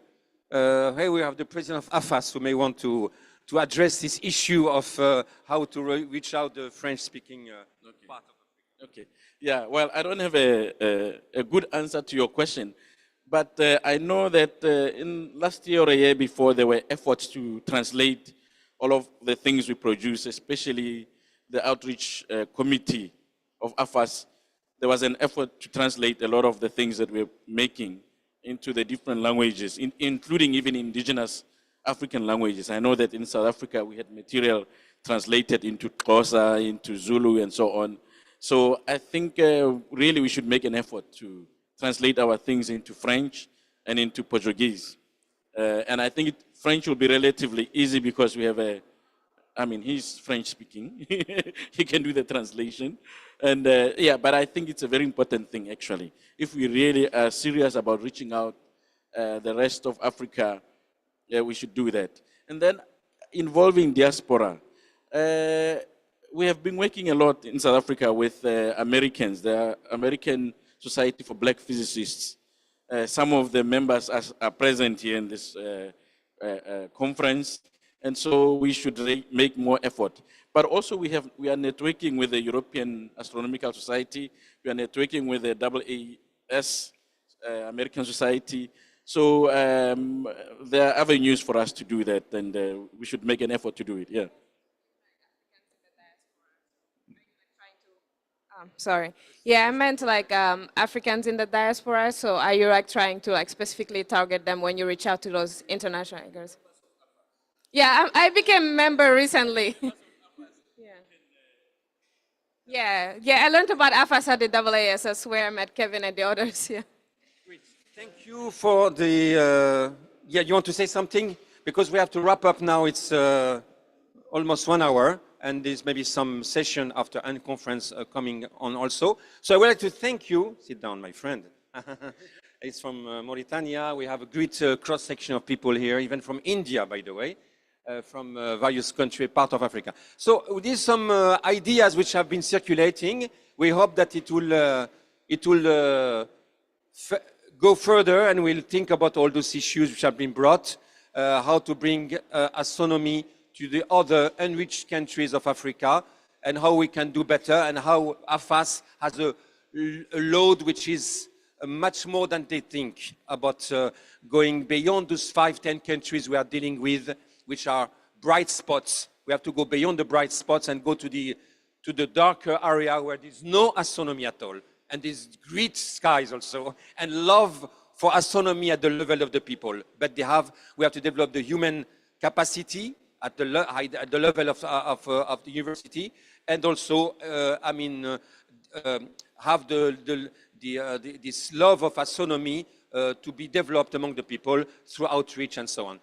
Okay, so I think that that will conclude this session. Thank you all for having participated in this animated discussion, and thank you all for for you, and let's keep on the work. Okay, bye now.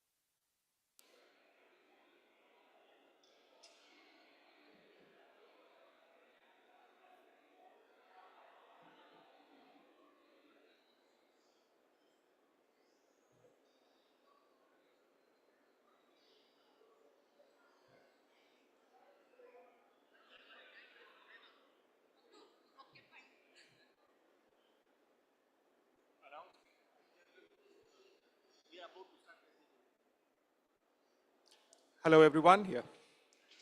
So we are about to start the India quiz at the Unconference Center. So please make your way over to the place. Yeah, and look forward to having you there and join us for an exciting quiz and have a chance to win some prizes here.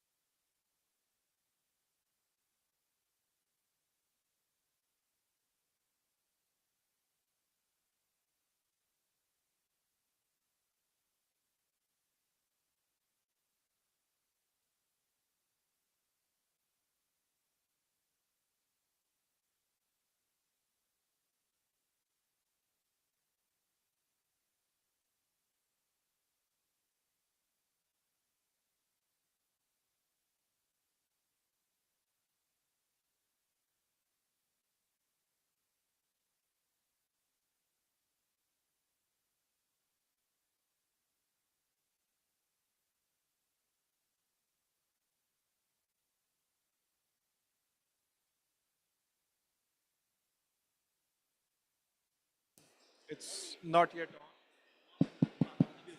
Hi. Okay, thanks for joining us. Let's get started.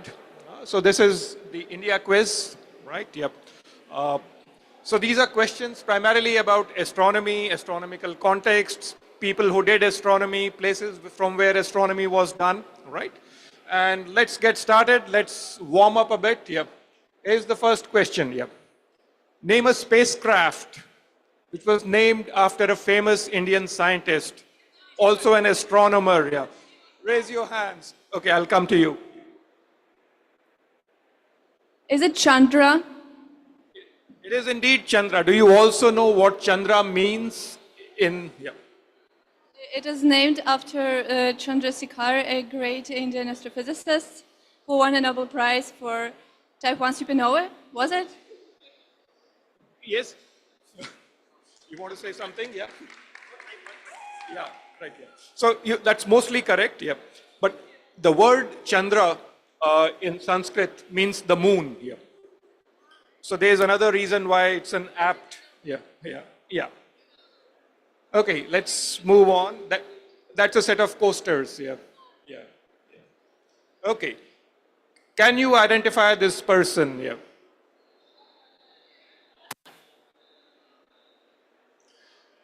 Any radio astronomers here? Yeah. No, yeah. Now he has better, let's say, better claim to fame than that. Yeah.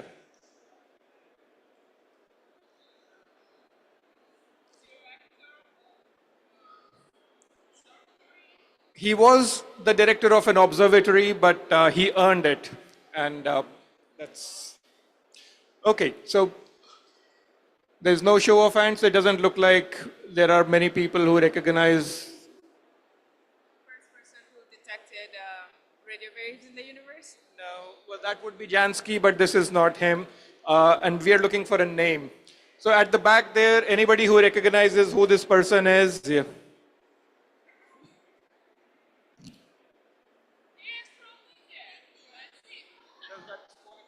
Yeah, he is Professor Govind Sarup.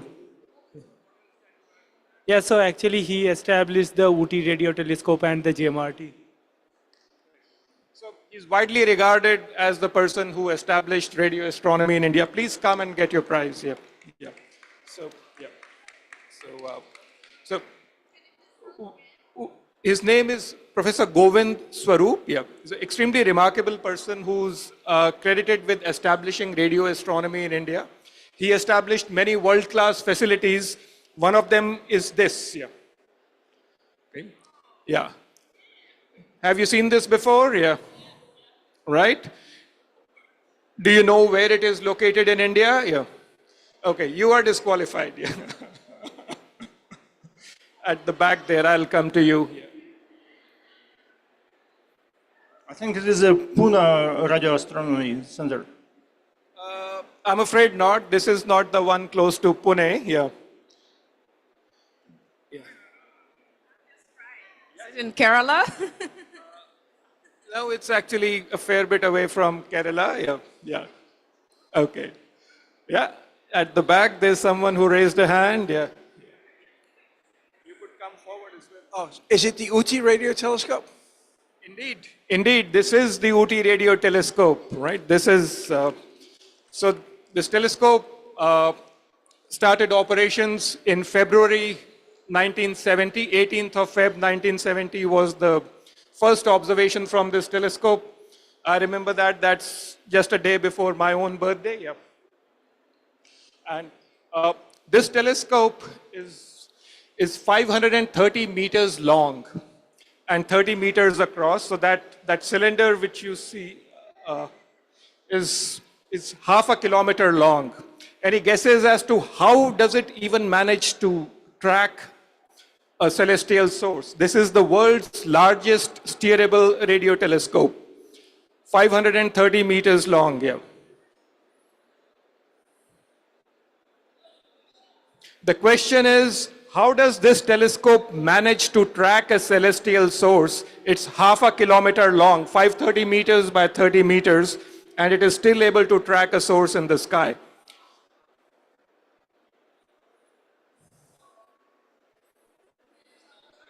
Okay, I'll give you the answer. Can I give a hint? So look carefully at the picture. Look carefully at the picture. You notice that it's not flat. That's part of the answer. If I have to guess, there must be some movable focus point where you moving this point, you will be able to track different parts of the sky. So that is true. Every telescope which tracks needs to have a focal point. But imagine something which is half a kilometer long. How do you manage to move such that you track a source in the sky? Yeah. So I'm just kind of guessing, but I would say that it's aimed north-south and it's tracking with the rotation of the...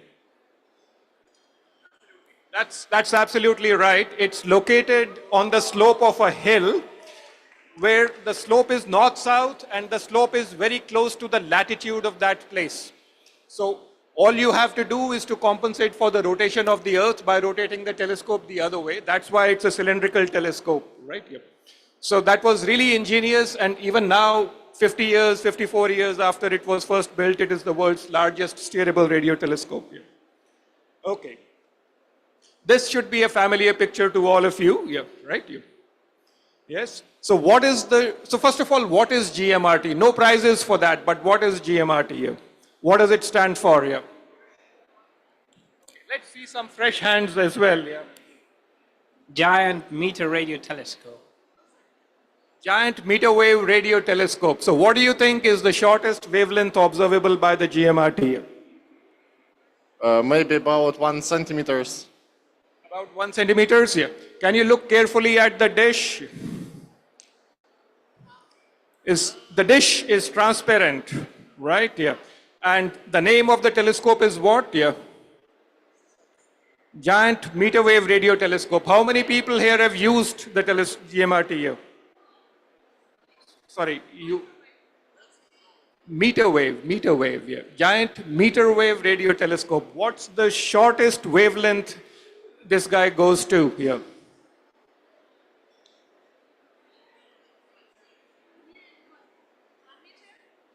Near 1 meter, yes, but we are looking for the shortest. Yes, you had an answer, yeah. It's about 21 centimeters. It's about 21 centimeters, I think.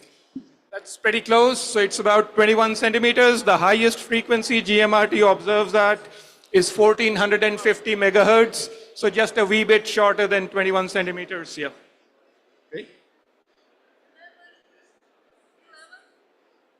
The next question, what's the longest wavelength at which GMRT can observe?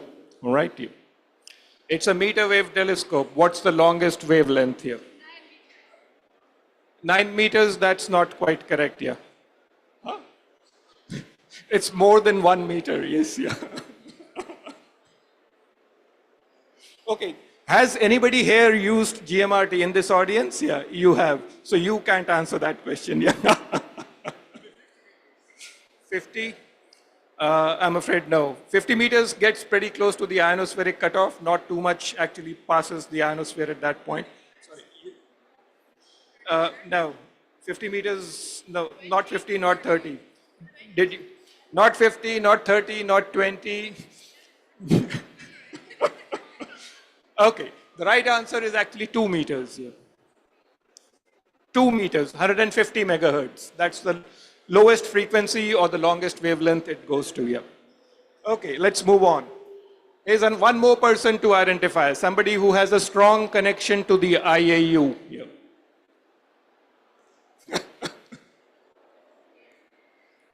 Yes? I don't know, you. I've actually seen him talk when I was a child. He passed away a long time ago. Was it during an IAU GA or something like that? Okay. So, he did not give the answer, he was just dropping more hints, yeah. He was also the president of the IAU, the only Indian person to have been the president of the IAU, yeah. Sorry. Could it be Vikramasinghe? Yeah. Okay, I think we will move on. This is Professor Venu Bapu. Yeah. Okay, now you see a bunch of pictures on your screen. These are all locations of 2-meter class telescopes in India. How many of these can you identify? Okay, very good. I'll come to you after I have exhausted other options. Yeah.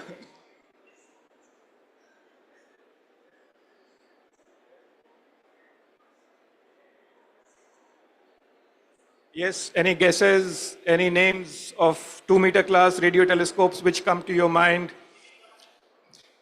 Okay, any one 2-meter class telescope in India? Yeah. a DOT 3.6 meter, is it? So that's a larger one. We are right now looking for 2-meter class telescopes. But okay, yeah, the DOT is also there in the picture. So yeah, so you get a prize, yeah, yeah. So, yeah. You want to name all the others standing next to Okay, Arvind probably wanted to answer. You wanted to answer? First try. Maybe Hanley? Hanley? Yes. So Hanley is also right. That is another question. Okay, Arvind, you want to answer something? Just guessing. Pune Radio Telescope. Optical. Yeah, so it's Kavalur, first one. The second one is the liquid mirror telescope at Devasthal. Then it is the 3.6 meter telescope at Devasthal. Then it is the 2 meter telescope at Hanley, and then the 2.5 meter at PRL Mount Abu.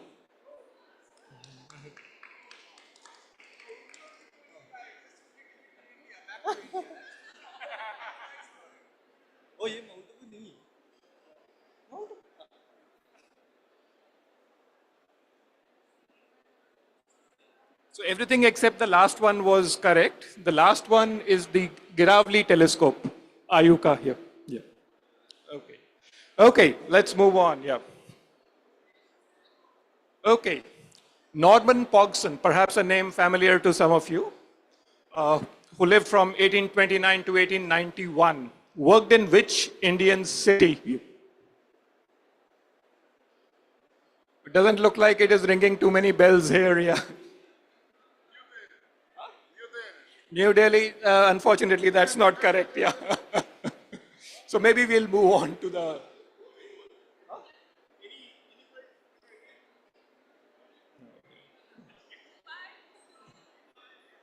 Okay, fine, fine. Let's move on. So maybe this one would be a hint. Yeah. So the Madras Observatory, right? He lived in Madras, and that was where the observatory which he ran was there. It was later moved to a different city. Which one? Yeah. This is actually still an active observatory. This is the observatory in India which has been continuously operating for the longest time. It will be celebrating its 125th year next year. Yeah. But again, it doesn't look like we are going to get an answer here, so I'll give you the answer. Yes, yeah. The name of the city to which Madras Observatory moved is Kodaikanal. That's one of the, it's located in the Western Ghats in the southern part of the country. It's a beautiful place if you ever get a chance to visit it, yeah. Okay. Take a look at the next picture on your screen here. What does this telescope observe here? Maybe gamma ray bursts. Is that a pure guess or you have some information behind it? Yeah. Guess. Maybe pulsars? Okay, pulsars, no, certainly not pulsars, or maybe some, yeah. That's a Cherenkov telescope and it observes very high energies. Also gamma ray bursts. Gamma ray bursts have been detected at high energies. 1901, 14C was the first one. Fantastic. Thank you so much. So this is the MACE, the Major Atmospheric Cherenkov Experiment, and as she corrected us, it has also been used to observe gamma rays here.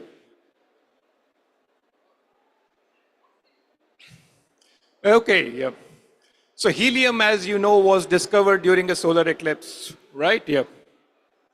So which Indian town was it from where those observations were done? Yeah.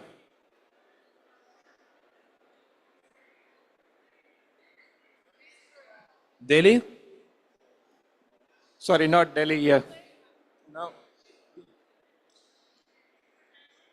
Somewhere near the coast. I don't know, Goa or something? You got the first letter correct, yeah, but it is not Goa. I'm not sure how close to the coast it is. Actually, it's not close to the coast, yeah. So don't guess the major cities, it's not there.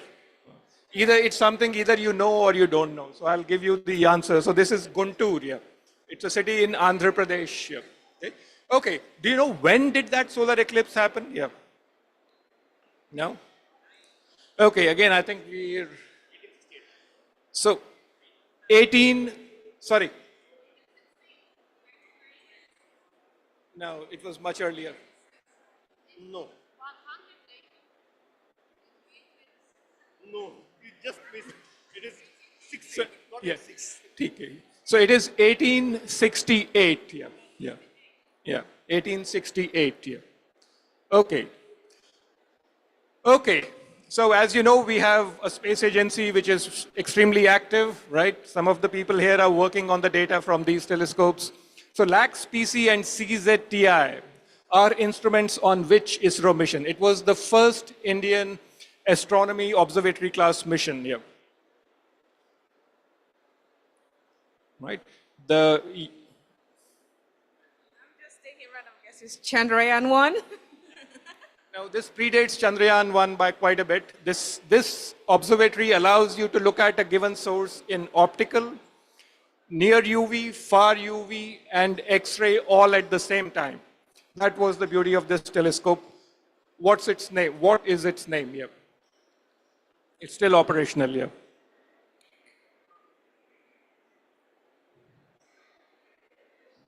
It's AstroSat, isn't it? That's right, it's AstroSat indeed, yeah. Yeah. Yeah. Okay. So maybe the next one might be harder if we didn't quite recognize AstroSat, yeah. What does CZTI, one of the payloads on AstroSat, stand for? Yeah. Okay, we'll move on. I'm sorry, because you will get your prize later. Yeah. Okay. LIGO India, I assume this is something many of you might be familiar with. There are already 2 LIGO establishments in different parts of the US. The third one is going to be built in India. Where in India? Which state in India? Maybe in Maharashtra. You got it. Yes. Yes, you got it. Yeah. It's near the town of Hingoli in Maharashtra. Perfect. Yeah. Okay. Now, so let's step away from astronomy a little bit. Yeah. So when you visit India, what is the highest mountain peak which you can climb? Yeah. The highest mountain peak which you can climb in India. Himalaya? Himalayas is an entire range, right? It's and it has, thousands of peaks in there. So which one? Yeah.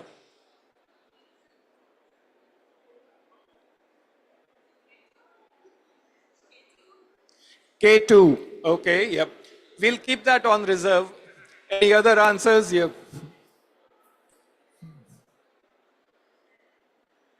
Move on. Yeah. So yeah.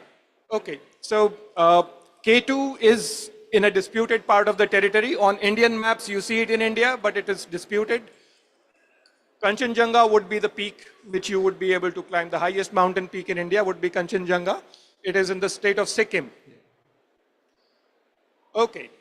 The longest river which flows mostly through India. You decide amongst you.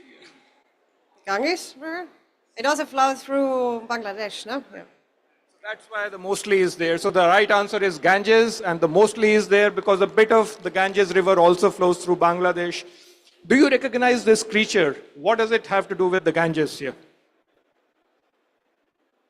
This is the Ganges River dolphin. This is endemic to Ganges region. This is the only river in which it is found. Yeah, this the Ganges River dolphin. Yeah. Okay.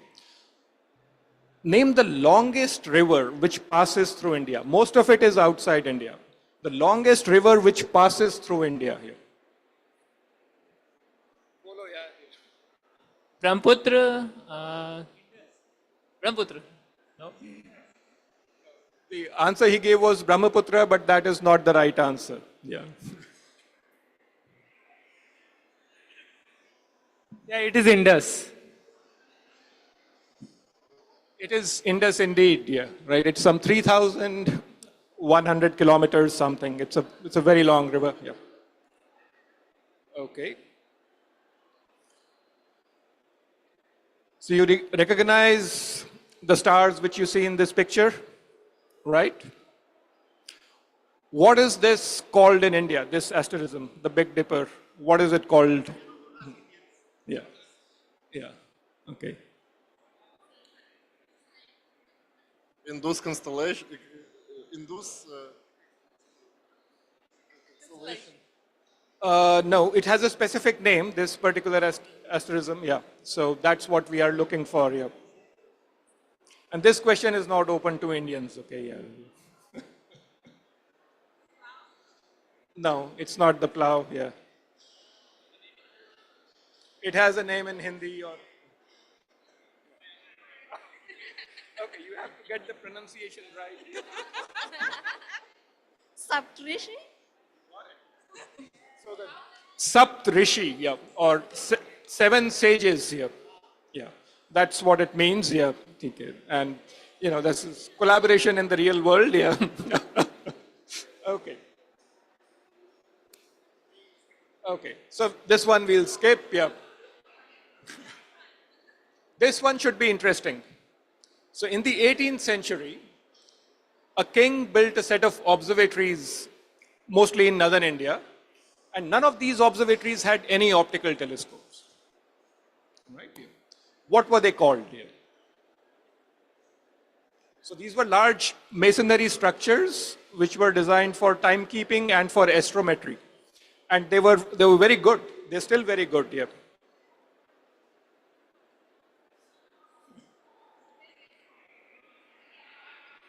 Maybe this was something like astrometric circles?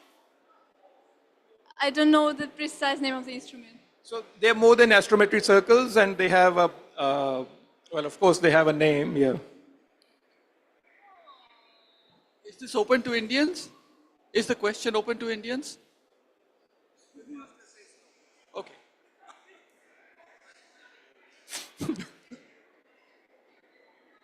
Okay, so I'll just give the answer. So the answer is Jantar Mantar here. Okay, so Jantar loosely translated means instrument, and Mantar loosely translated means a formula of sorts here. So this sort of brought together instruments and maths together to do astronomy, and colloquially they were all known as Jantar Mantar. There were 5 of them, 4 of them still survive, and 2 of them are in very good condition and can actually be used for astronomical observations. Okay, so ISRO, the Indian Space Research Organization, as you probably know, is working on its first manned space mission. Yeah. What is the name of the space vehicle which will be used for this human space flight here?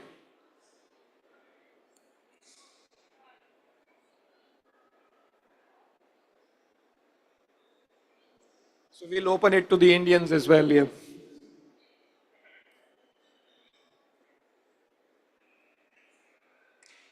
Gaganyaan. So what does Gagan mean? What does Yan mean? So Gagan means sky, and Yan means the ship. So the vehicle, yes. So Gaganyaan would be the ship that goes in the sky. Come ahead and take your prize here. Okay, so Gaganyaan is the name of this ship. Gagan, as he said, means the sky. Yan means a vehicle or a ship. So that's the ship which will take you to the skies here. Okay, so carrying on with the space theme, recently the Indian government has declared some particular day to be celebrated as the National Space Day in India. It's in this month here. Any idea what it might be? What's the date here? I'm not sure if many Indians would know it here. Yeah. Or, the month I already told you, that's August here. You can also say, what does it celebrate? Why was this day chosen to be the National Space Day here? Either the date or this or both, of course, yeah. Taking a guess, August 19th? Right.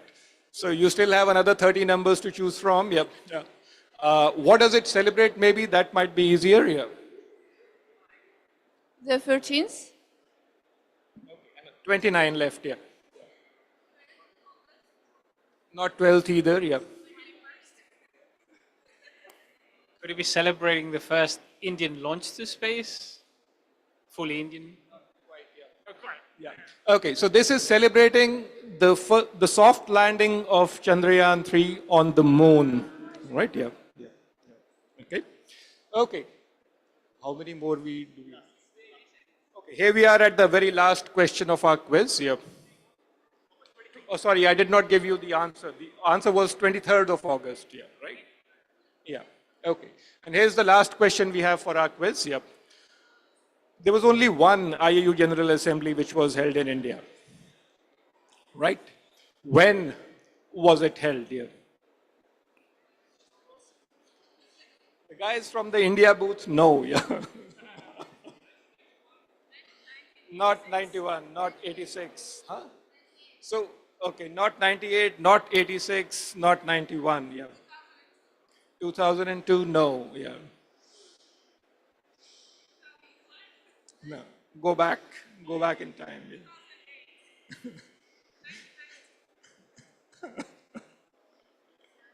So we have to give you some prize for trying. Yeah.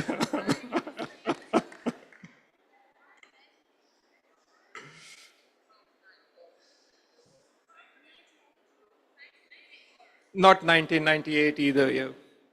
Okay, so the answer is 1985. Yeah, yeah right. Yeah, yeah. Okay, okay. But maybe can we have a prize for the lady? She has been really working very hard at getting something right here. Yeah. Oh, you already have one. Okay, perfect. Yeah. So we had some bonus questions. So we do have a couple of bonus questions here for those who were sticking around and are keen on playing. Yep.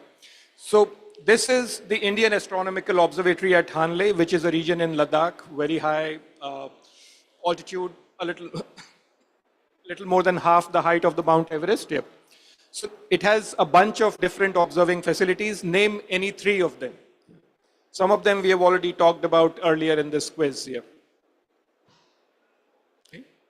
Any three observing facilities operating at the Indian Astronomical Observatory, Hanle. There is a 2-meter telescope, and the name is, yeah.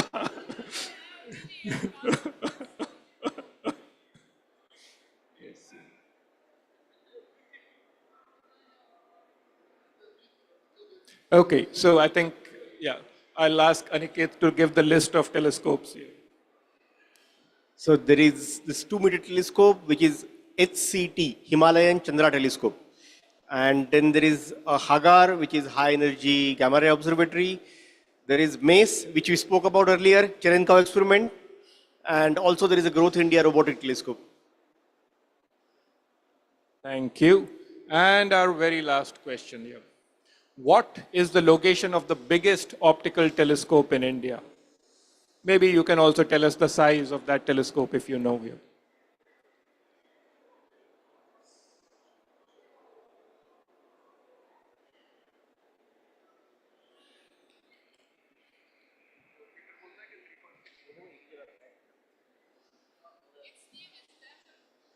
Its name is? No, it's not in the desert, so I'll give you the answer. There are actually two telescopes which are next to each other, but I'll let somebody else give you the answer. Yeah. It's at Devasthal 3.6-meter telescope. Neighbor, yeah, yeah. 4-meter ILMT is the neighbor. So there are two telescopes. One is 3.6 meters in diameter. It's called the DOT, Devasthal Optical Telescope, and it has a neighbor which is 4 meters in diameter. It has a liquid mirror. So it's basically a large petri dish with mercury which is rotating at few revolutions per minute, and it can only be pointed to the zenith here. Yeah. Okay, I think that brings us to the conclusion of our India quiz. Thank you so much everybody for joining us and playing with us. Thanks a lot. Have a great conference the remaining time. Yep. Take care. Goodbye.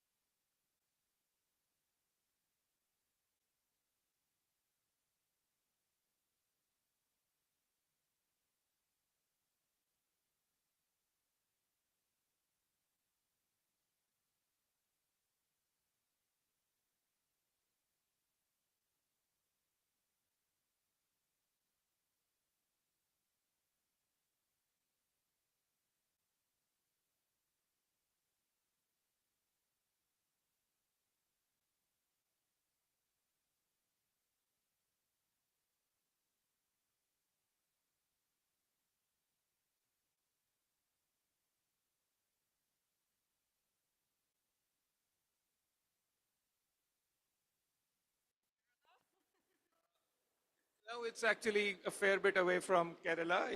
Yeah. Okay. Yeah. At the back, there's someone.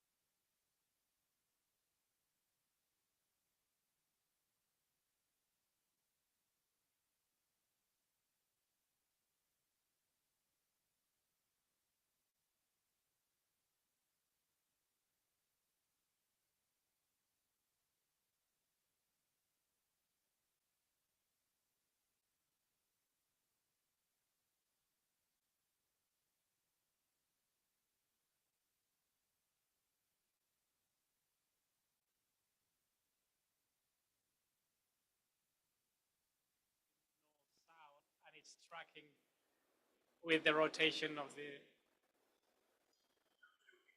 That's absolutely right. It's located on the slope of a hill where the slope is north-south and the slope is very close to the latitude of that place. So all you have to do is to compensate for the rotation of the Earth by rotating the telescope the other way. That's why it's a cylindrical telescope, right? Here. So that was really ingenious, and even now, 50 years, 54 years after it was first built, it is the world's largest steerable radio telescope. Okay. This should be a family